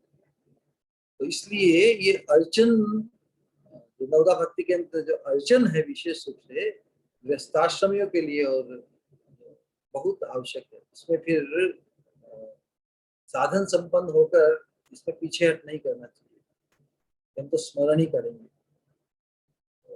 इसमें एक बहुत से दोष होते हैं। एक दोष का नाम है वित्त शाठ्य। वित्त या साधन संपन्न होते हुए भी उसमें शाठ्य मतलब कंजूसी करे, तो यह दोष लग जाता है। जिसके पास जो साधन संपन्न ना हो, वो फिर भगवान को बस अपने मानसिक चिंतन से ही प्रेम भाव से मनाए, श्रृंगार करे इत्यादि, साधन संपन्न हो तो वहां उसमें कंजूसी नहीं करे। और फिर बहुत से लोग जो चतुर होते हैं, वो सोचते हैं कि ठीक है, हम साधन संपन्न है, हम खुद तो नहीं करेंगे अर्जुन सेवा, लेकिन और किसी से करवाएंगे। तो सेवा तो खुद की, इसमें प्रोक्सी से काम, सेवा का सौभाग्य स्वयं को मिल रहा तो खुद को वंचित करके खुद और किसी को हम वो सौभाग्य देंगे क्या? उसमें निष्ठुरता या आलस्य ना, वो दोष आ जाता है। ये तो सौभाग्य है, ये तो जीवन का परम लाभ है कि ठाकुर जी श्री विग्रह में हमारे घर में विराजमान है और हमें उनकी सेवा का सौभाग्य मिलता है। अरे कोई बड़ा व्यक्ति आ जाए तो हम क्या उसकी पर्सनल केयर नहीं करते क्या? हम स्वयं उसकी देख रेख और खान पीन सभी व्यवस्था करते हैं। यहाँ स्वयं भगवान हमारे घर में विराजमान है और उनकी सेवा हम और किसी से करवाएंगे नहीं, तो हमारी चेतना कहाँ पर है? हमने देखा है बहुत जगह लोग संपन्न है लेकिन किसी के माध्यम से सेवा कराते हैं। तो घर में ठाकुर जी विराजमान हमारे, तो हर संभव हमें खुद ही स्वयं ही उस सेवा को निभाना चाहिए। ये तो जीवन का बड़ा लाभ है। ऐसा नहीं कि अपने व्यवहार के कार्य में तो बहुत आसक्त 24 घंटे रचे रहते हैं, तो जहाँ सेवा की बात आए तो उसमें आलस्य, क्योंकि विग्रह में हमारा भाव, सेवा तो भाव की है ना। चैतन्य महाप्रभु जब भगवान का दर्शन करते थे, उनका भाव क्या होता था? वो क्या उनको मूर्ति देखते थे? नहीं, भगवान तो विग्रह नहीं, साक्षात तुम्हें ब्रजेंद्र नंदन, इस विश्वास के साथ स्वयं भगवान ब्रजेंद्र नंदन विराजमान, इस विश्वास के साथ हमें भी विग्रह सेवा करनी चाहिए। और वो विश्वास, वो भाव कि साक्षात भगवान ही खड़े इस रूप में, यही अर्जुन मार्ग का यथायथ सुसेवन। और बड़ा दोष माना गया थी शीला बुद्धि हो श्री भगवान की श्री विग्रह में, ये तो भाई पत्थर है या धातु है इत्यादि। शीला बुद्धि यदि प्रतिमा में हो तो ये तो बहुत बड़ा दोष माना गया, पाप माना गया है। हम रामायण में एक दृष्टांत देखते हैं इसके बारे में। जब दशरथ जी जब शिकार करने गए, उन्होंने जब श्रवण कुमार के माता पिता को अपना शिकार मानकर उनको जब बाण छोड़ा, तो वो प्राण से घायल होकर जब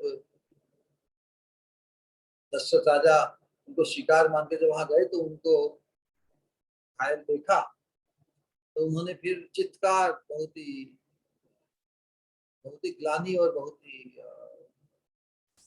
दुख प्रकट करते हुए उन्होंने यही कहा, क्या हमारे जीवन में कभी हमने भगवान की मूर्ति में क्या कभी भगवत बुद्धि के अतिरिक्त और कोई बुद्धि की?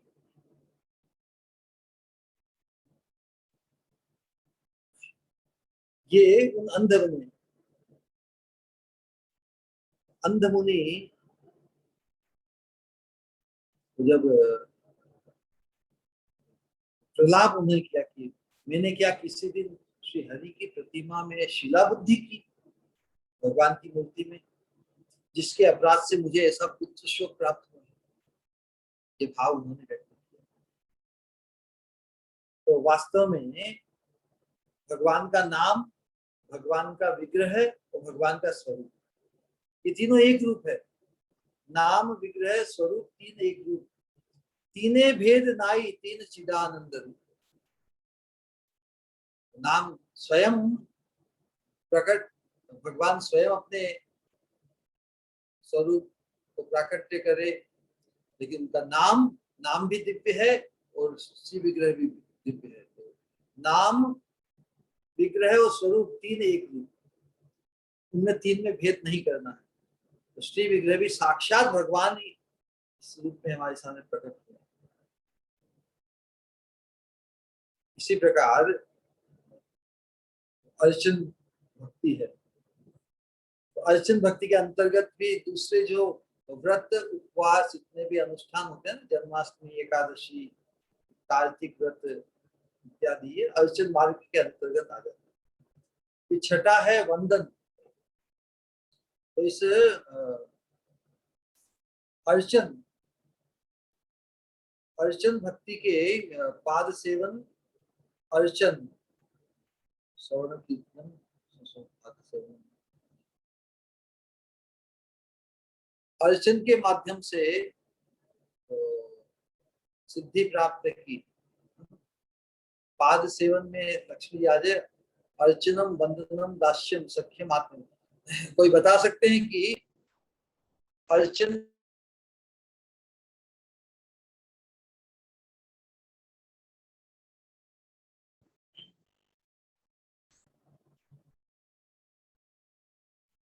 पृथु पूजनम न पृथु महाराज, तो पूजनम पूजनम अर्चनम एक ही बात।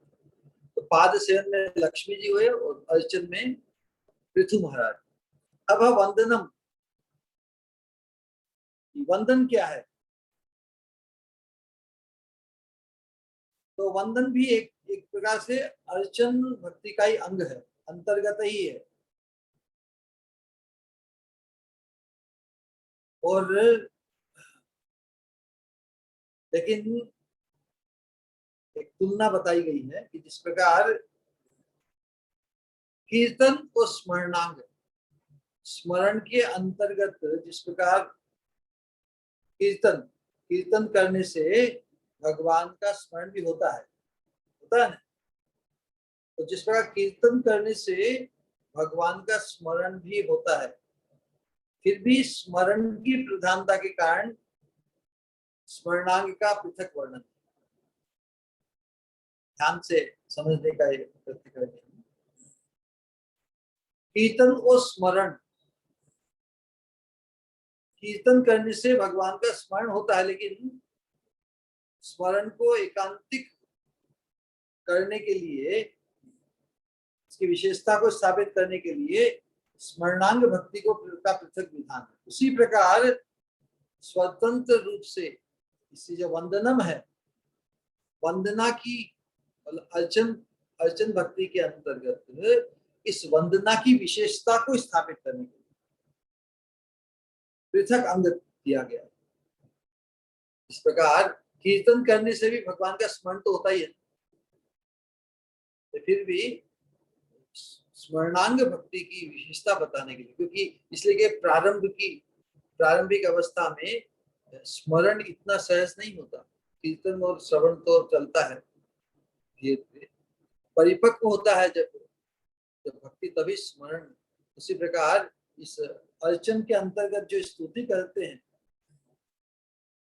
फिर भी तो वंदन स्तुति करने का विशेषता को स्थापित करने के लिए एक अलग रंग, अलग अंग के रूप में भी इस वंदना को, तो वंदना, वंदन भक्ति के आचार्य कौन है, आदर्श कौन है? अक्रूर, अक्रूर वंदनम अभिवंदनम। भगवान को लेने के लिए कंस के दूत बनकर जब अक्रूर जी मथुरा से ब्रज में आए, तो भगवान का चिंतन करते करते और सौभाग्य को भगवान के चरणों में जो उन्होंने वंदना की है, बहुत ही अद्भुत है।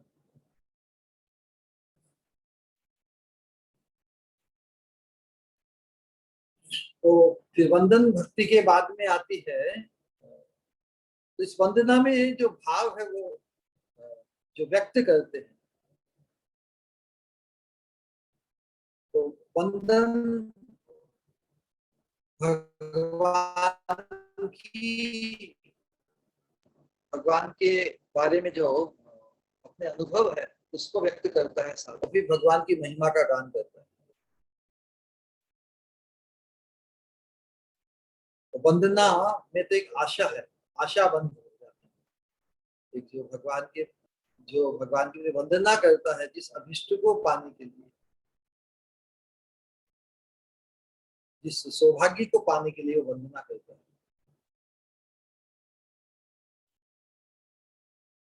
जिस अधिकार को पाने की इच्छा करता है, उत्तराधिकार है। इस प्रकार जातक, जातक की क्या आकांक्षा रहती है? हमेशा नवीन नए बादल, मेघ युक्त जल पाने की आशा में निहारता रहता है वो बादलों को। तो उसी प्रकार भगवान की अपार करुणा, उसका कृपा बिंदु पाने के लिए, पाने की आशा में साधक जीवन धारण करता है। तत्तेनु कंपांसु समीक्ष्यमाणो भुंजान एवात्म कृतम विपाकम। विद्वाग वपुर्भिर विदधन नमस्ते जीवित मुक्ति पदे सदाए भक्ति पदे सदाए भक्त। वंदना में एक आशा बंधता, भगवान की वंदना करते हैं उन्हें एक आशा बंध जाती है कि हाँ भगवान को मैंने अपने भाव को, अपनी आकांक्षा को व्यक्त किया है तो वो आकांक्षा अवश्य पूरी होगी। जो सतत डेली वंदना करते हैं भगवान की, उनको ये आशा बन जाती है कि हाँ क्या हमने कोई बेकार में कोई व्यर्थ हमने थोड़ी भगवान के प्रति प्रार्थना की या वंदना की। वंदना में जो हमने अपेक्षा की या जो भी हमारा अभिष्ट हो, वंदना में प्रार्थना में कुछ मांगना भी होता है, भगवान को तो बहुत अच्छा लगता है। न केवल भगवान की महिमा व्यक्त होती है बल्कि कुछ प्रार्थना या वंदना में कुछ मांगा भी जाता है। तो मांगना वही चीज जो बिना मांगे नहीं मिलती ना, जो बहुत दुर्लभ हो, जो अपने प्रयास से अपनी साधना से प्राप्त न हो, और जिसे सुनकर भगवान जी प्रसन्न हो। तो भगवान से कुछ ऐसी चीज मांगनी चाहिए जो उन्हें भी उनका सुख वर्धन करे। तो प्रहलाद महाराज से भी नरसिंह भगवान ने आग्रह पूर्वक कहा कि प्रहलाद कुछ मांगो मांगो मांगो। प्रहलाद महाराज कहते प्रभु मैं कोई व्यापारी थोड़ी हूँ कि आपकी मैंने भक्ति की तो मैं कुछ उसके प्रति उपकार में आपसे कुछ प्राप्त करूं। फिर भी आप आदर्श स्थापित करना चाहते हैं तो प्रहलाद महाराज ने कहा कि हृदय में जितनी भी असत कामनाएं वासनाएं हैं वो सब समाप्त हो जाए, यही कामना। तो बताया कि ये जो 6 अंग का हमने जो निरूपण किया है, तो बाद में फिर दास्यम सख्यम आत्मनिवेदन, तो 6 अंगों का जहां अनुशीलन सुसेवन हो जाता है तो बाकी का जो 3 अंगों का सुसेवन स्वतः संभव हो जाता है। क्योंकि अब तो भगवान में जब आत्मीयता बढ़ती है, सेवा भाव उत्कृष्ट बनता है, वही दास्य भक्ति का सोपान है। आत्मीयता और सख्य भाव में आगे बढ़कर परिणित हो जाती है। सख्यम दास्यम सख्यम आत्मनिवेदन, और फिर सर्वस्व आत्मसमर्पण को, जो प्रेम भक्ति और विशेष रूप से गोपियों का जो भाव है आत्मसमर्पण, अपने आप के सर्वस्व को न्यौछावर कर देना। तो दास्य भक्ति कि मैं भगवान का दास हूं, मैं विष्णु का दास हूं, मैं कृष्ण का दास हूं, इस अभिमान से जो हम भजन या अनुष्ठान करते हैं उसी का नाम है दास्य भक्ति। नहीं, बहुनाम जन्म नाम अंते ज्ञानवान माम प्रपद्यते वासुदेव सर्वमिति स महात्मा सुदुर्लभ है ना। 1000 जन्मों के सौभाग्य के फल स्वरूप मैं वासुदेव का दास हूं, यह अभिमान जिसके हृदय में स्थापित होता है तो समस्त लोक का उद्धार करता है। इतना पावरफुल भगवान का दास कहलाना। तो यम भी एक भजन है कि जम डर प्यो जब दास कहायो, मदन गोपाल शरण तेरी आयो, चरण कमल की सेवा दीजिए, चेरो करी राखो घर जायो मदन गोपाल। फिर एक लाइन आती है कि जो दास कहला जाता है, जो अपने आप को दास होने का अभिमान करता है, जम डर प्यो जब दास कहा।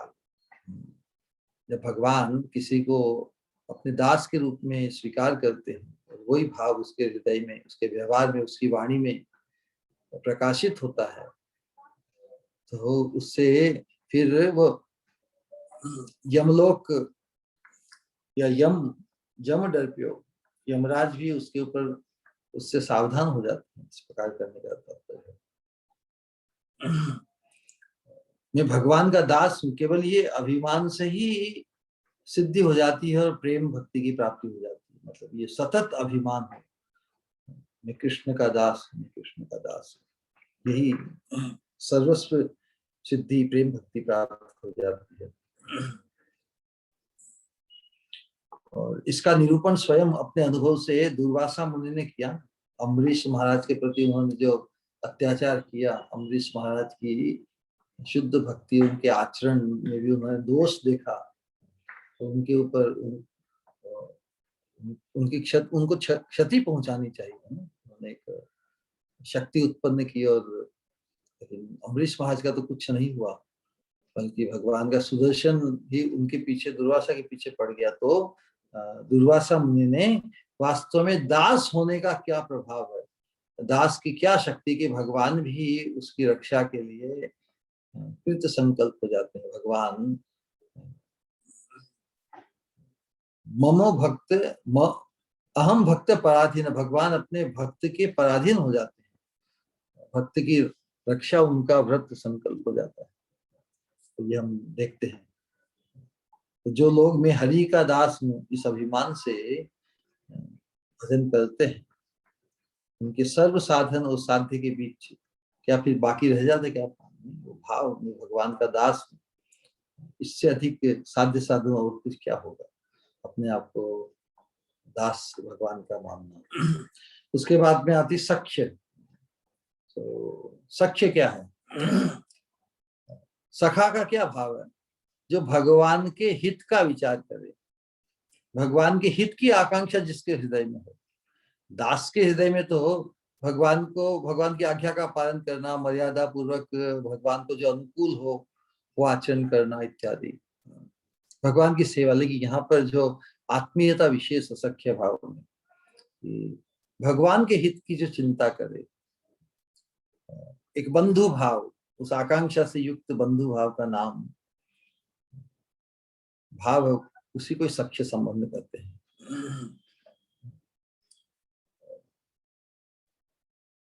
तो ब्रह्मा जी ने इस ब्रजवासियों की भगवान के प्रति जो ये बंधु भाव, सख्य भाव है, इसका निरूपण, इसका चित्रण क्या ना, उन्होंने ब्रजवासियों को भगवान के बंधु, यन मित्रम परमानंदम पूर्ण ब्रह्मम सनातनम, अहो भाग्यम नंद गोप ब्रजोग साम, यन मित्रम परमानंदम पूर्ण ब्रह्म सनातनम। इस प्रकार का निरूपण ब्रह्मा जी ने भी किया है। तो सख्य भाव की विशेषता है दास्य भाव से। और उसके बाद में अंत में आता है नवम आत्मनिवेदन।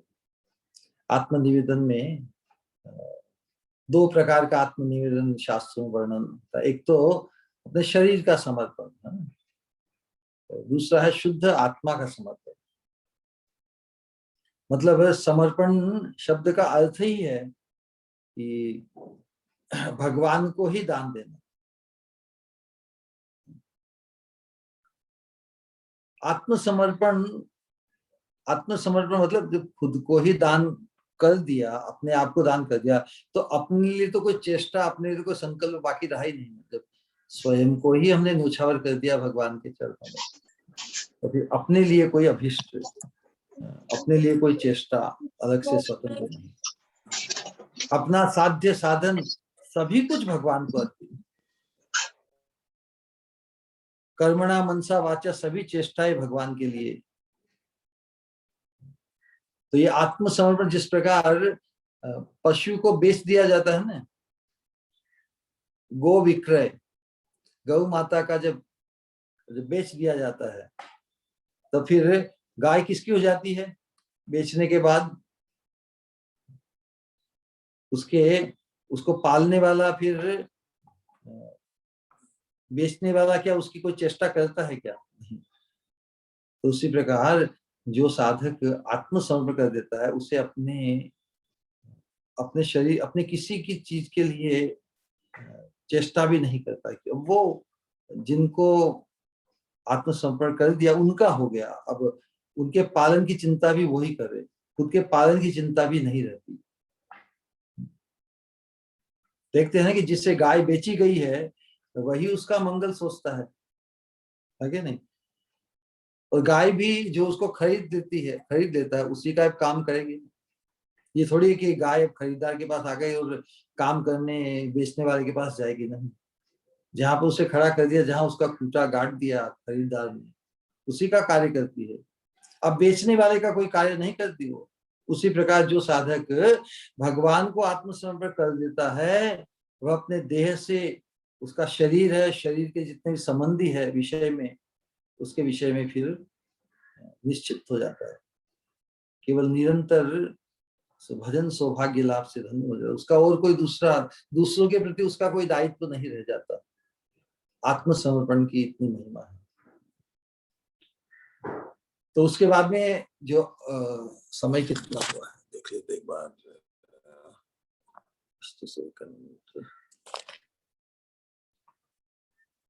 ओके, 15 मिनट बोले थे, आज 6 बजे शायद। उसके द्वितीय त्रिपदी में महाशय कहते हैं कि अन्य देवाश्रय नाई तुम्हारे कहिलो भाई, यही भक्ति परम भजन। इस शुद्ध भक्ति के अंतर्गत वो मार्गदर्शन दे रहे हैं कि अन्य देवाश्रय नाई तुम्हारे कहिलो भाई, यही भक्ति परम भजन। हे भाई, मन को समझाते हुए कह रहे हैं कि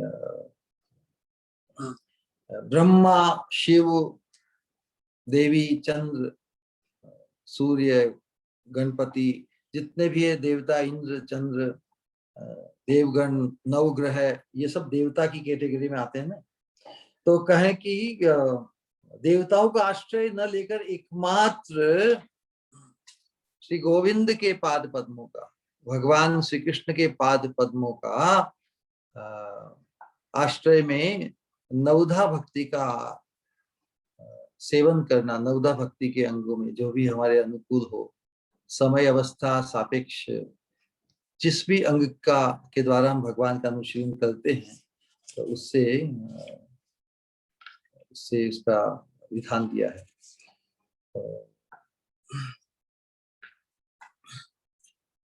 तो नरोत्तम दास ठाकुर ने आगे वाले पदों में भी बताया है कि साक्षात उपदेश दिया कि ना पूजीबो देवी देवा, कि अनन्य भजन, नवधा भक्ति अर्थात अनन्य भजन, उसमें और कि हम भक्ति करें भगवान की और साथ में और अन्य भी हमारे भक्ति के आस्पद बने नहीं। प्रेम के आस्पद तो एक ही होते हैं, प्रेम तो एकांतिक होता है। इसे स्पष्ट निषेध बताया है, ना पूजीबो देवी देवा। अनन्य भजन में जिसकी निष्ठा है, या जो अनन्य भजन में निष्ठ होना चाहता है, उसके लिए, ऐसे एकांती भक्त के लिए अन्य देव देवी की पूजा आराधना उस अनन्य भक्ति में हानिकारक है। एक तरफ तो श्रेष्ठ उपचार का पालन करो, साथ में जो त्याज्य है, जो परहेज है, उसका पालन नहीं करें तो फिर रोग से मुक्ति नहीं होगी ना। उसी प्रकार इस अनन्य शुद्ध भक्ति की साधना में भगवान ही हमारे एकमात्र एकांतिक अनन्य भाव से उनकी ही भक्ति, उनमें ही पूर्ण समर्पण होना चाहिए। साथ में हम कहें कि भगवान की भी उपासना करेंगे, ठीक है, आज से भगवान की ही उपासना करें, भगवान की भी नहीं, भगवान की ही उपासना अति आवश्यक है। तो वहां पे साझेदारी और वहां पे बिखराव या नहीं, एकांतिक मतलब पूरे मनोयोग से। तीव्रेण भक्ति योगे न यजेत पुरुष, तीव्र मतलब उसमें विभाजन नहीं। तीव्रता तभी आएगी कि पूरा जो प्रवाह है, पूरा जो आवेश है हमारा भक्ति का, मन का, चेतना का, वो एकांतिक भाव से कृष्ण में ही, कृष्ण अनुराग में ही, कृष्ण प्रीति में ही पूरा समर्पण हो, कि अनन्य भक्ति की हानि होगी। सकाम लोग हम देखते हैं कि भाई तुच्छ फल सिद्धि के लिए अन्य अन्य नाना देवी देवियों की आराधना किया करते हैं। भगवद गीता में भगवान बताते हैं, ये भी अन्य देवता भक्ता यजंती श्रद्धयान्विता तेपि मामेव कौनते ये यजंती अविधि पूर्वकम। भगवान कहते हैं कि भाई उनकी जो ऑफरिंग है, जो पूजा है, वो तो मेरे पास पहुंच जाती है, लेकिन वो तो वहीं जाएंगे जहां पे उनका मन है। तो सभी आराधनाएं, क्योंकि सभी जो देवता हैं भगवान के अंग होने के कारण पूजा तो भगवान तक पहुंच जाती है, लेकिन जो पुजारी हैं उनकी आस्था के अनुरूप उनको भगवत चरणों की प्राप्ति नहीं होती। वही अविधि है, मतलब यजंती अविधि पूर्वकम। भगवान सर्वदेवमय है, इसलिए किसी भी देवता की उपासना भगवान कहते हैं कि वो मेरी उपासना कर रहे हैं, लेकिन अविधि पूर्वक, मतलब भगवान को प्राप्त करने की व्यवस्था उसमें नहीं है, भगवान को प्राप्त करने की न उसमें आकांक्षा है। तो जो देवी देवता की उपासना करते हैं वो भगवत प्राप्ति, भगवान के चरणों की प्राप्ति की वहां पर आकांक्षा या प्रार्थना नहीं है, वो तो किसी अन्य प्रयोजन से ही देवी देवताओं को प्रसन्न करते हैं। तो उनका भाव, उनकी जो आसक्ति है देवी देवताओं में होने से अनन्य भक्ति की हानि होती है। और भगवान तो अनन्य भक्ति के ही, उसके प्रति आकृष्ट होते हैं भक्ति के। तो अविधि पूर्वक क्या है, इस चीज को हमें समझना होगा कि भगवान अविधि पूर्वक, एक विधि का पालन करने से एक फल की प्राप्ति होती है ना। भगवान ने जो विधि बताई है उन्हें प्राप्त करने के लिए, उसका पालन करेंगे एकांतिक भाव से, भगवान की प्राप्ति होगी। लेकिन देवी देवताओं के माध्यम से उस विधि में भगवत प्राप्ति, भगवान कहते कि वहां मुझे पाने की कोई विधि नहीं। इसलिए सकाम भाव से जो अन्य देवताओं को सांसारिक तुच्छ फल लाभ हो जाए, पर परम फल भगवान के चरणारविंद की प्राप्ति कभी नहीं हो सकती। यादृशी श्रद्धा सिद्धिर भवती तादृशी, उनकी श्रद्धा देवताओं में ही है, देवताओं में ही उनकी भगवत बुद्धि होने के कारण वो देवताओं के लोक को ही प्राप्त करते। यान्ति देवव्रतान देवान पितृन यान्ति पितृव्रता, भूतानि यान्ति भूतेजा यान्ति मद याजिनो भी। जो मेरी आराधना करते हैं एक्सक्लूसिव, वही मुझे प्राप्त करते हैं, भगवान ने ये स्थापित किया है। और मुख्य बात तो है कि भगवान कृष्ण की आराधना में अन्य सभी देवी देवताओं की आराधना आ जाती है। ये सिद्धांत भागवत के द्वारा ही सिद्ध हुआ है। स्वतंत्र रूप से अन्य देवताओं की आराधना की आवश्यकता नहीं है, कुल देवता कुल देवी या ये वो, क्योंकि उनमें जब तक हमारी भगवत बुद्धि होगी तब तक भगवान तो एकमात्र श्री कृष्ण है। इस भाव को पुष्ट होने में, पुष्ट करने में बाधा बनेगी, बाधा पहुंचेगी कि हम जिनकी पूजा करते हैं उनमें हमारे भगवत बुद्धि होती है ना, भगवत भाव ही होता है। फिर भगवत भाव तो केवल भगवान में ही होना चाहिए, जो भगवान के सेवक रूप है देवी देवता और इतने जितने भी जो संसार में जितने भी लोग हैं कुछ शक्ति प्राप्त, जो लोगों के लिए देव ऐसा पूज्य बने हैं, लेकिन भक्ति का भाव है वो तो एकमात्र भगवान में ही समर्पित होना चाहिए, न किसी देवी देवता में, क्योंकि वहां पर डिस्ट्रीब्यूशन नॉट अलाउड अनन्य भक्ति में।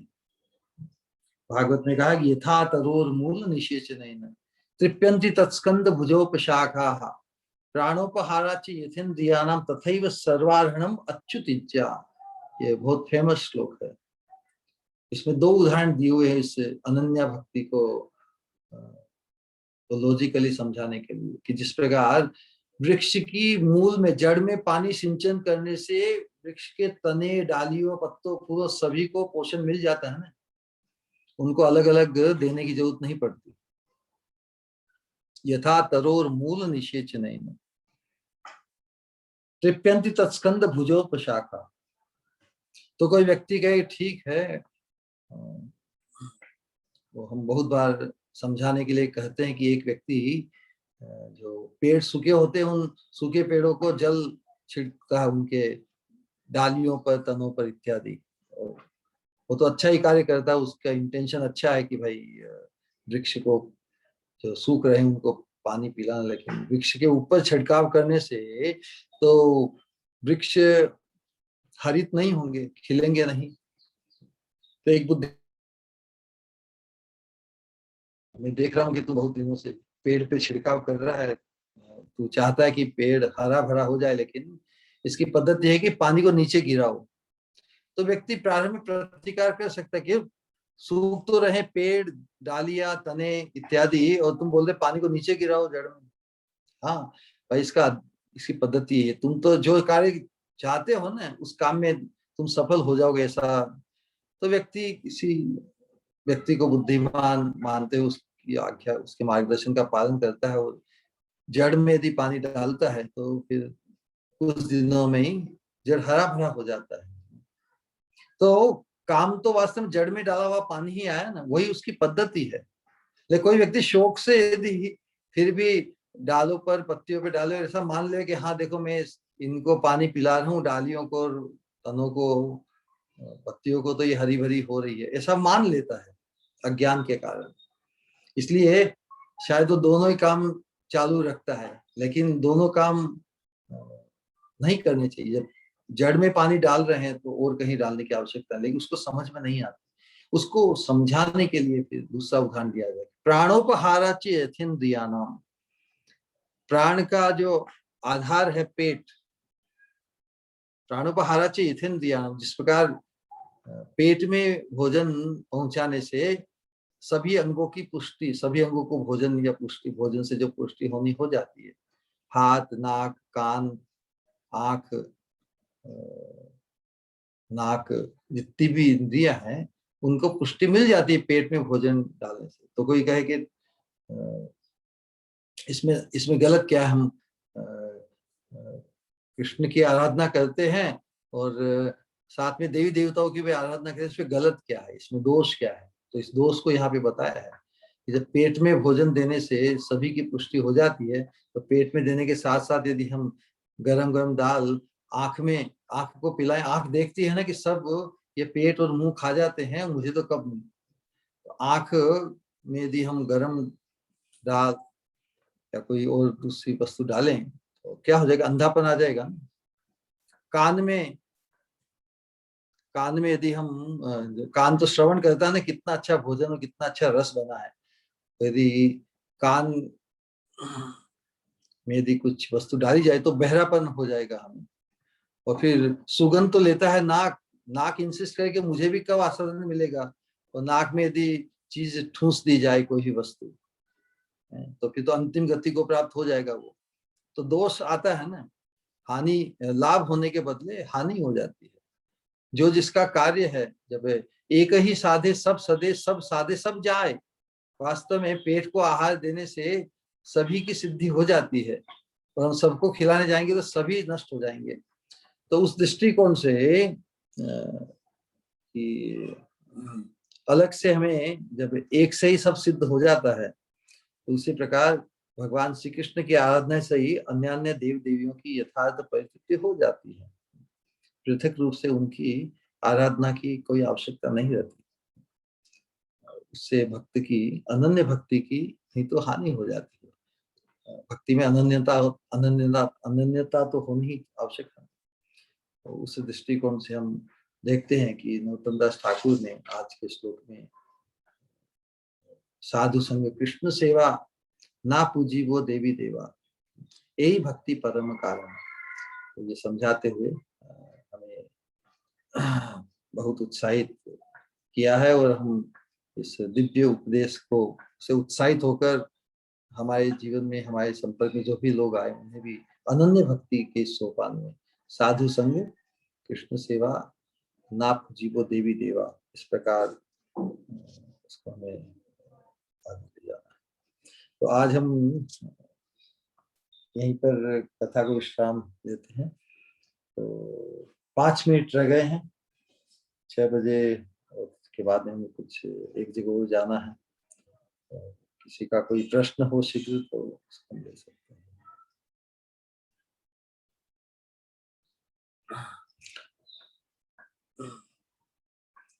समय के कारण थोड़ा और भी विस्तार हम अधिक नहीं कर पाए, लेकिन आगामी सत्संग में इसको एड्रेस करेंगे। हरे कृष्ण।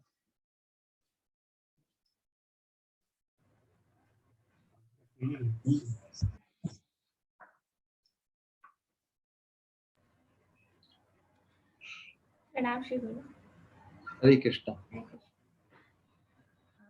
प्रश्न तो नहीं है कोई, समय भी नहीं है, बस 2 लाइन बोलना है, बोल दो। बोलो। जैसे सागर असीम है, उसमें कितनी लहरें छुपी हैं, ये हमारी सोच से परे होती है। सागर की असीमता कल्पना से परे होती है। उसी तरीके से श्री गुरु आपकी अमृत वर्षा भी तो कल्पना से परे है, क्योंकि ये हमें प्रेम भक्ति की तरफ ले जाती है, जो बहुत ही दुर्लभ है, जिसे हम कभी योग्यता से पाने का सोच भी नहीं सकते, जो सिर्फ और सिर्फ श्री गुरु आपकी कृपा से ही प्राप्त हो सकती है। जिस प्रकार आज आपने नवदा भक्ति के बारे में हमें सुनाया है, वो नवदा भक्ति के बारे में हमेशा ही सुना, पर आज आपने इतनी खूबसूरती से उसे समझाया कि वो हृदय में सारी अंगों के बारे में बिल्कुल स्पष्ट धारणा अंकित हो गई। और आखिर में जो अनन्य भगवान की अनन्य भक्ति ही सर्वश्रेष्ठ है। और जिस तरीके से अगर हम दूसरे भी साथ में रहते तो अनन्य भक्ति वो विभाजित हो जाती है, तो हृदय में तो केवल एक ही का स्थान हो सकता है ना। तो वो आपने समझाया, तो वही वही वही हमें समझना है।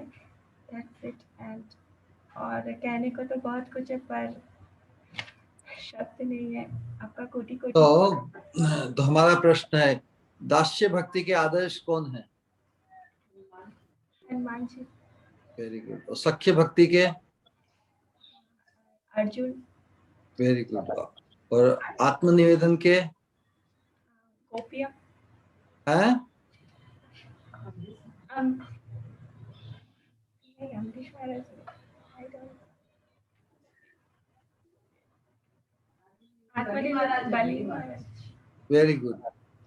तो इन जो नवदा भक्ति के जो 9 आदर्श है उनका भी स्मरण करना चाहिए, उनकी उससे मिला होगा। All right. तो फिर नेक्स्ट फिर अगला, अब जो उपदेश बिल्कुल एक से एक ऐसे संपुट है, एक एक जो लाइन, जो ये विपदीज हैं, वास्तव में प्रेम संपुट है। प्रेम भक्ति के एक खजाने, एक जूल्स के रूप में प्रकट हुए। इवेंचुअली हमारे गुरु महाराज ने एक भक्त को, जिसने जिज्ञासा की थी कि मुझे कितना शीघ्र, मतलब शीघ्र में कृष्ण चेतना, कृष्ण भावना में मैं एडवांस करना चाहता हूँ, मुझे क्या करना चाहिए? तो हमारे गुरु महाराज ने उसे कहा कि you should study, recite this Prem Bhakti Chandrika इन प्रार्थना।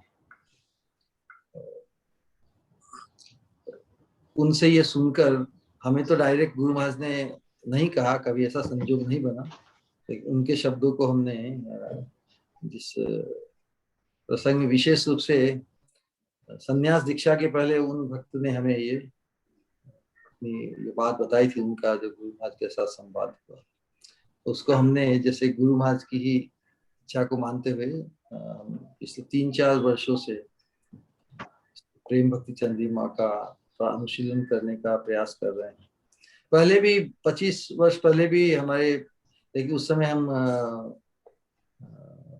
उसका अनुशीलन करने की इतनी उत्कंठा, इतनी प्रेरणा हमें नहीं हुई, लेकिन उस भक्त के माध्यम से गुरु महाराज ने हमें बताया इसका अनुशीलन करने के लिए। तो उस प्रयास के अंतर्गत ही आपका जो प्रोत्साहन है वो बहुत काम आया, और इस तरह प्रेम भक्ति चंद्रिका के इन पदों पर कुछ कहने का और समझने का अवसर मिलेगा, तो ये तो बहुत, हम अपने आप को बहुत सौभाग्यशाली मानते हैं। हरे कृष्णा। आप सबका खूब खूब धन्यवाद। हरे कृष्ण। आशीष महाराज। यस। वो कौन थे महाराज वो डिवोटी? वो डिवोटी थे जो हम, जिनका हमारा इस मार्ग में आने में बहुत बड़ा भाग है। अमेरिकन भक्त हैं और साइंस के कारण गुरु महाराज के प्रति आकृष्ट हुए थे लॉस एंजलिस में। Okay. वो अब वृंदावन में रहते हैं। उनका भी सौभाग्य देखिए, वो ब्रजवास करते हैं, वो वृंदावन को छोड़ के कहीं जाना ही नहीं चाहते। जो भी उनकी सेवा है इस्कॉन में या उसके वृंदावन के अंतर्गत।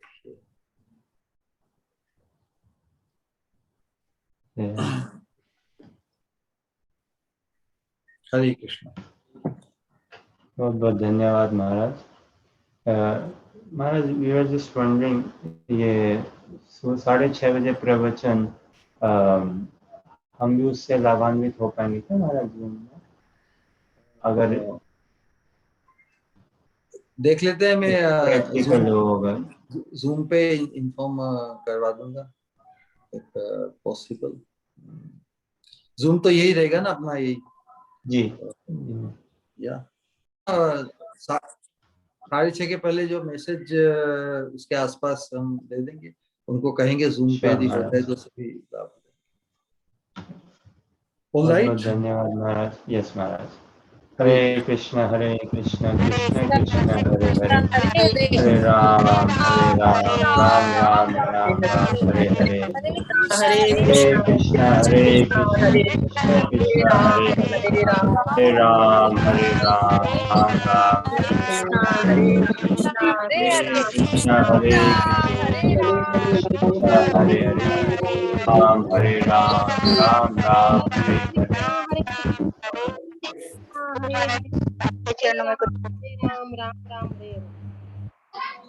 परम पूज्य भक्ति स्वरूप गोविंद स्वामी महाराज की जय। हमारे गौड़ भक्तबिंद की जय। ताई गौड़ प्रेमानंदे।